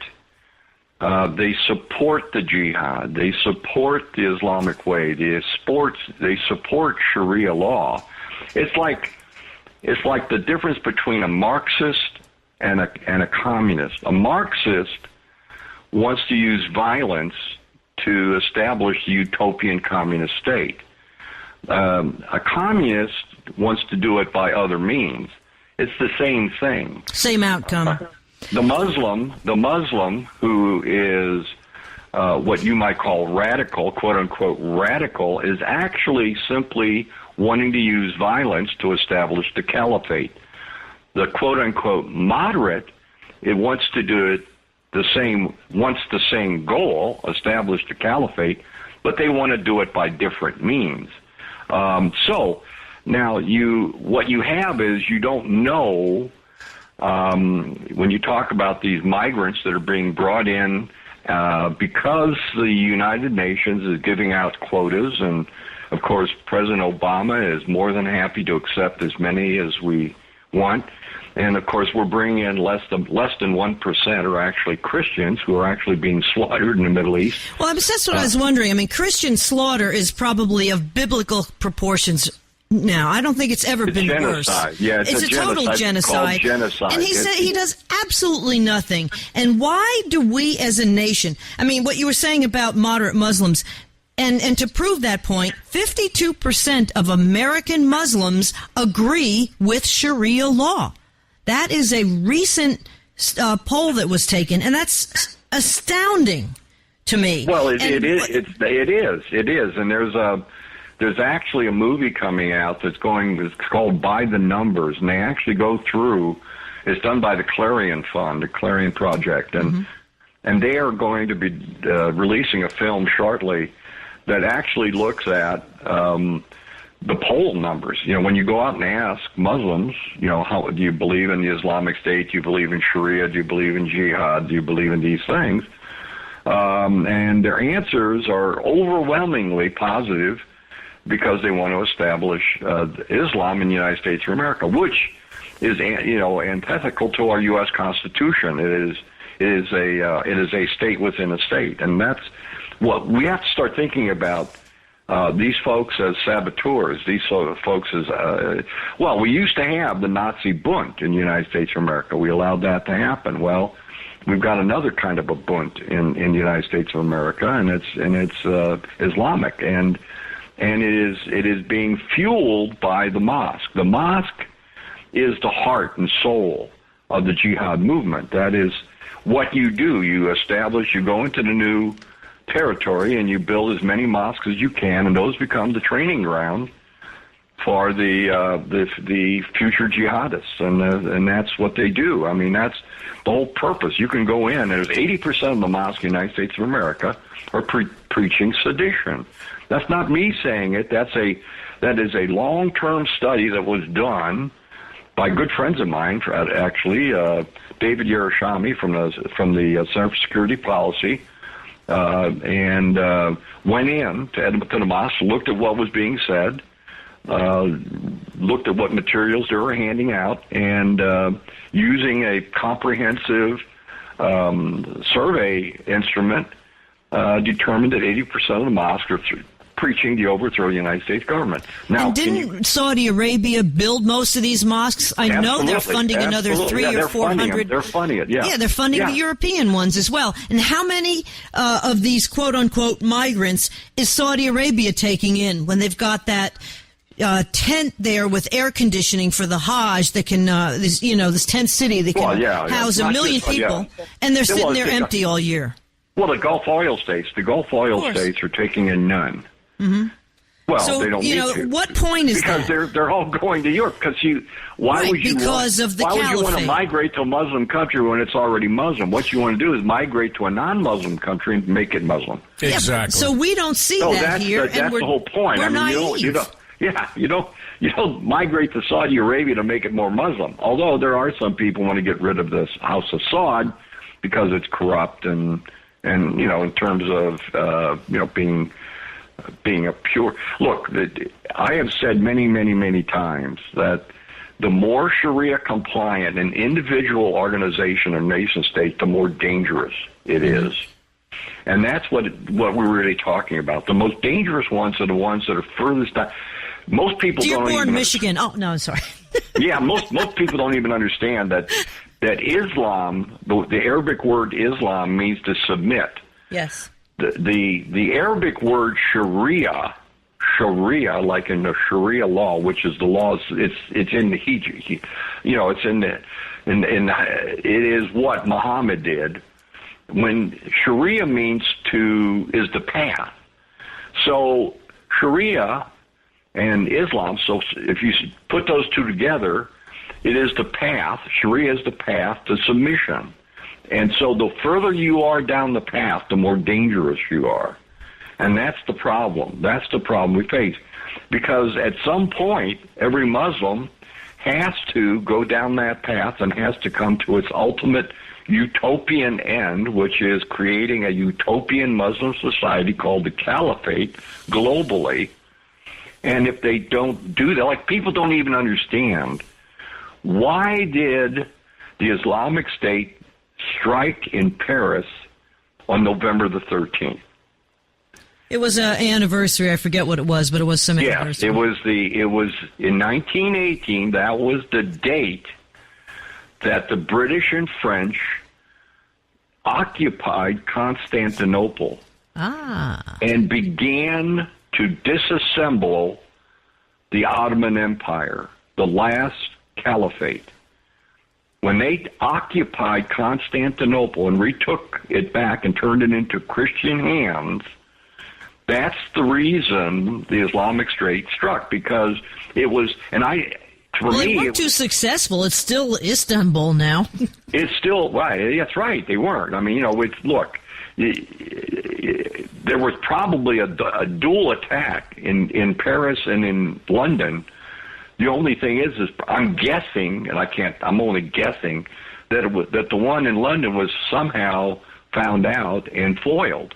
Because if you're going to attack one, you got to attack both of them, because that's who won World War I. I mean, that's who went in to Constantinople. I mean, that's the way it is. So, the Islamic State doesn't do anything that doesn't have a purpose behind it, and it's drawing tens of thousands of young men and women to the cause, to the utopia, to the Islamic utopia, the caliphate, and they're very successful at doing it, and they are able to project power at very low cost, and that's what we saw in San Bernardino. That's what we saw, and there was a attempt to blow up a beach in Florida, and look, these are wonderful. They use social media very well, and by the way, they're recruiting heavily in the Black Lives Matter. Well, that's George Soros. He doesn't. Yeah, I mean that is a hotbed of recruitment for the Islamic State is in Muslim groups in the United States, like the Somalis, or in Dearborn, Michigan, but certainly within. Nobody talks about the Somalis up in Maine. 3 of them that killed a guy and tortured him terribly, and he held on to his Bible. You know, no, they don't talk about that. That never. The 2 women that were, one was beheaded. I believe that was Oklahoma in the workplace, and the other one was almost beheaded. And the only reason that was stopped was the liberals' worst nightmare: a guy with a legal gun. Yep. You know. So Don had a question too to ask you. You know, with regard to the definition of Islam, I have 2 words: Moulin Lave. Well, you know, I happened to run into a young man who I recognize as military. You get to kind of know who walks and talks like a military guy. And he was former Special Forces. I was former Special Forces, so I recognized him. He spent 7 years in the 3rd Group at Fort Bragg, and he had 3 tours in Afghanistan. He was wearing this great hoodie, and on the back of the hoodie was a Spartan helmet, and above the Spartan helmet was the phrase, not how many, but where. Oh, and I think that kind of solidifies the warrior spirit that we have lost in our military, and President Obama has tried to fundamentally change our military into a social... Fundamentally change the whole damn country. Well, he's turned the military... We're recruiting a lot of transgenders. I think they're going to do very well. He's turned the military into a social experiment. Absolutely. And that is inexcusable. And you can't run a politically correct war. I'm sorry. You're supposed to kill people and break things in war. And you've got under the guise of climate change, we couldn't blow up the oil tankers that we had a clear shot at. And that would have pretty much shut off the lifeblood of ISIS.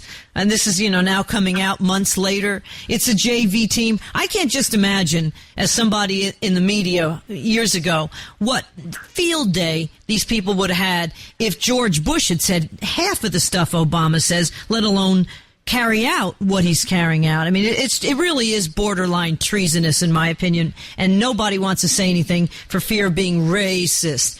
Don, you wanted to talk about... there's something that before we went to break I wanted to bring up, and I want to make sure we have time to talk about it and ask you about this. Denise Simon, who is the host of the Denise Simon Show on our network, a couple of weeks ago had Ami Horowitz on. And Ami had he's done a number of documentaries. He was researching and documenting a recent trip that, quite honestly, he's got bigger cojones than I have that he went and did. And that was, he went to Turkey, he paid his $2,000, $5,000, $7,500, whatever it was, to get on a cram-packed raft and make the trip from Turkey to Greece, where he then spoke to numerous people that were able to speak English. Many of the people that made the trip with him could not.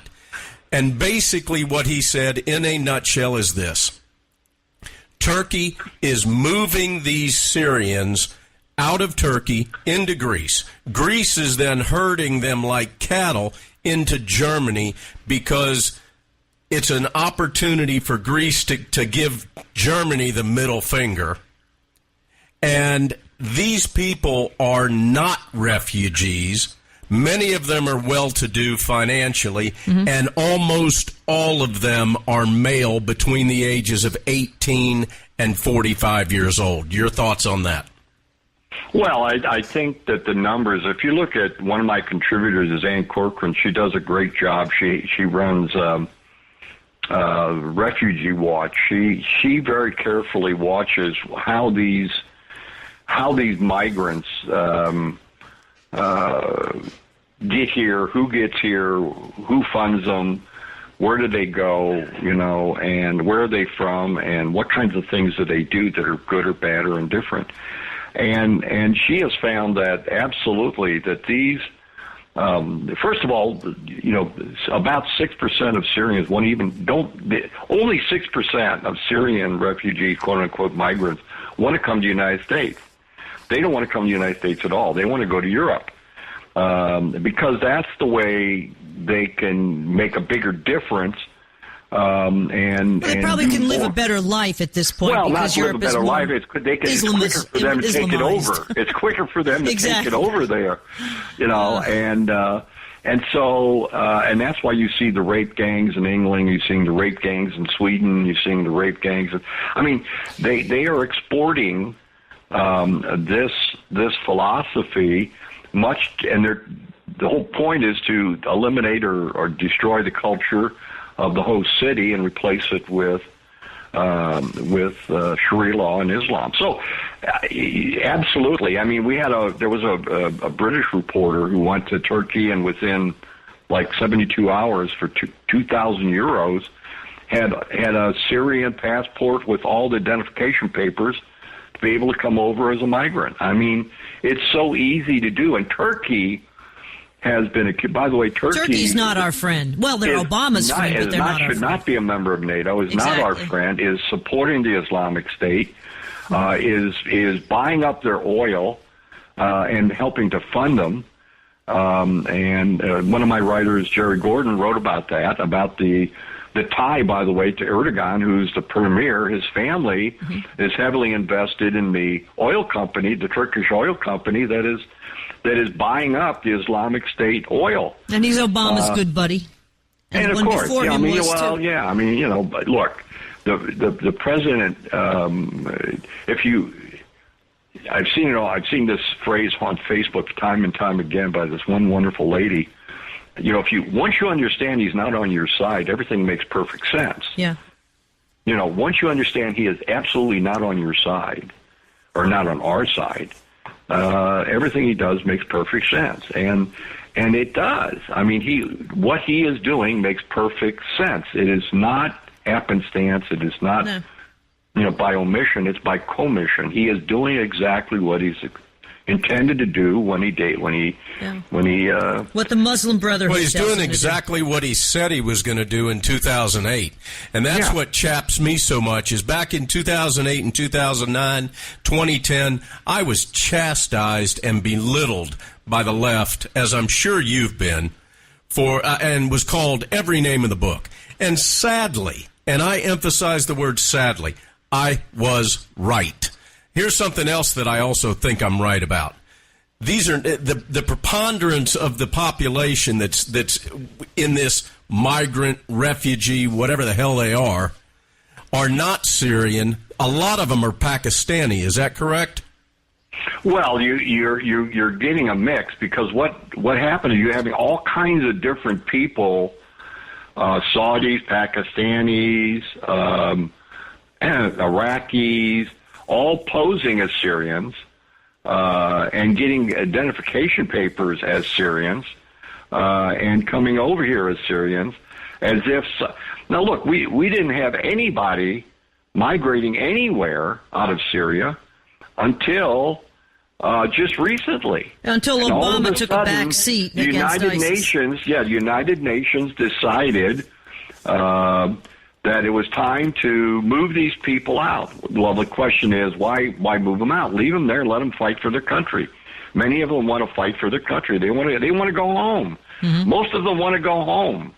They want to go home to their village, to their job, to whatever it is, and they're being prevented from doing so. So the best thing we can do is leave them there, recruit them, make them, recruit them and have them fight against to get back to their home. I mean, that's the best way to do it, and make them partisans. Like we did with the French and the Germans who were on our side, particularly the French, who wanted to fight against the evil that had invaded their country, and that's what we see. So, the Islamic State is doing great because America is not in the game. Yeah, because we're not doing anything. Well, I think another great idea here. The void. Well, I'll throw this out on the table.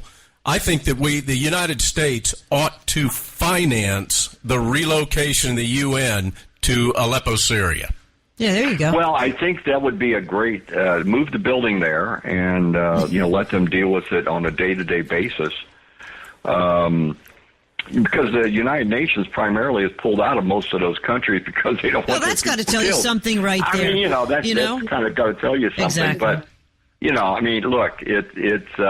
But so if you don't want to live there, then why do you want to bring them here? Is the question. Exactly. We're talking. Let me just introduce you again. We're talking with Dr. Rich Swire. He's a 23-year Army vet, doctorate in education from USC, and he's very well decorated, 101st Airborne. We do thank you for your service, sir. And you can find him at drrichswire, SWIER.com.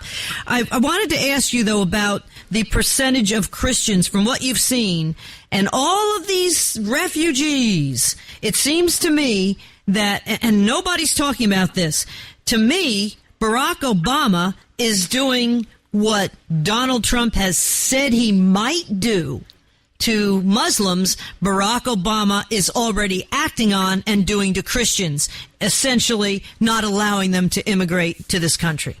Yeah, I mean, I believe Ann Corcoran reported that last month, which was October, the first month of the new fiscal year, there were somewhere around 673 migrants allowed in the United States of America. Of that 673, there were 672 Muslims and one Christian. Yeah.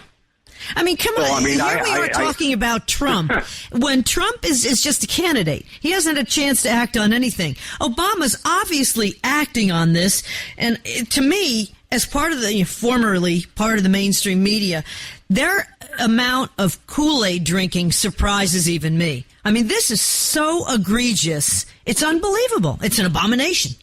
Well, it's an abomination, the abomination. Yes, absolutely. Well, I think, and every community, because the problem is we don't know what communities they're going to, because their governors aren't being told, county commissioners aren't being told, mayors aren't being told. They're just showing up. And then suddenly you've got this problem. Now the question is, do these individuals have useful employment? Do they have family members there? Not. Of course, well, they're supposed to. That's the How rule. about these kids that are coming across the southern border now, the rule is you can't come to a community unless you have, one, a family member there that's willing to sponsor you, two, a job, a position, so you're self-sustaining. Well, they're not filling at least. I thought that was the criteria when my grandparents came through Ellis Island. I didn't think that was the case anymore. That was in mine too. that was, and it still is. It still is the requirement. So how are they getting away with this? Except the President of the United States basically hands down. I mean, he's acting unilaterally, and Congress has failed to do anything to stop him because he does have the power of the veto. They can't seem to get enough Democrats. I wrote a column that the new Democratic Party, I call it the Neo-Democrat. I call it the Communist Party, but that's beside the point. Which is because it's not the Democratic Party as was envisioned by Thomas Jefferson. No, it's not the Republican the Democrat Party. And it's made up of the followers of Marx, Mao, and Muhammad. That is exactly who is three M's. The baseline, the constituency or the followers of Marx, Mao, and Muhammad. And so when you have a party that's gone that far, that fast, yep. And I think that's the great legacy of President Obama. He has fundamentally changed the Democratic Party of Thomas Jefferson. Yeah, and he makes no bones about it. And JFK. Yeah. Look, I was a JFK Democrat. Me too. Dr. Rich, we're going to have to leave it at that. I know JFK, he'd be a conservative. He was a Catholic, he was a Catholic. He'd be absolute conservative. He hated the communists. He was a veteran, served honorably in the Pacific as a PT boat commander. If we could only get him back now. Dangerous job, and introduced the AR-15, created the United States Army Special Forces. Yeah. I mean, he was my Rich, hero. We're going to have to leave it at that because we've already run out of time. Okay. But I want to thank you, and we're going to have you back on because it's very fascinating with what your wealth of knowledge, really. Find him at Dr. Rich Swire, DRRICA. Is 2 R's or 1 R? DR Rich? DR, two R's, DR Rich. Rich, Wire. okay. SWIER.com. Dr. Rich, we thank you so much for joining us here on Cowboy Logic Radio. And that wraps up another show, everybody. I'm Donna Fiducia, along with Don Newen. Find us on redstatetalkradio.com, nearly 50 shows a week, and of course at cowboylogic.us. We'll see you all next week, and God bless America.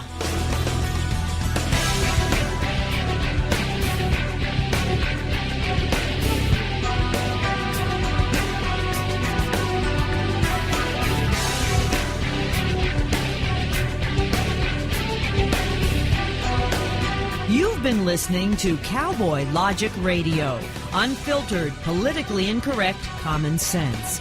Join us midnight to 2 a.m., late Tuesday night into early Wednesday morning. Find us on the web at cowboylogic.us and join our Facebook group, Cowboy Logic Restoring America Forum. That's Cowboy Logic Radio, unfiltered, politically incorrect common sense.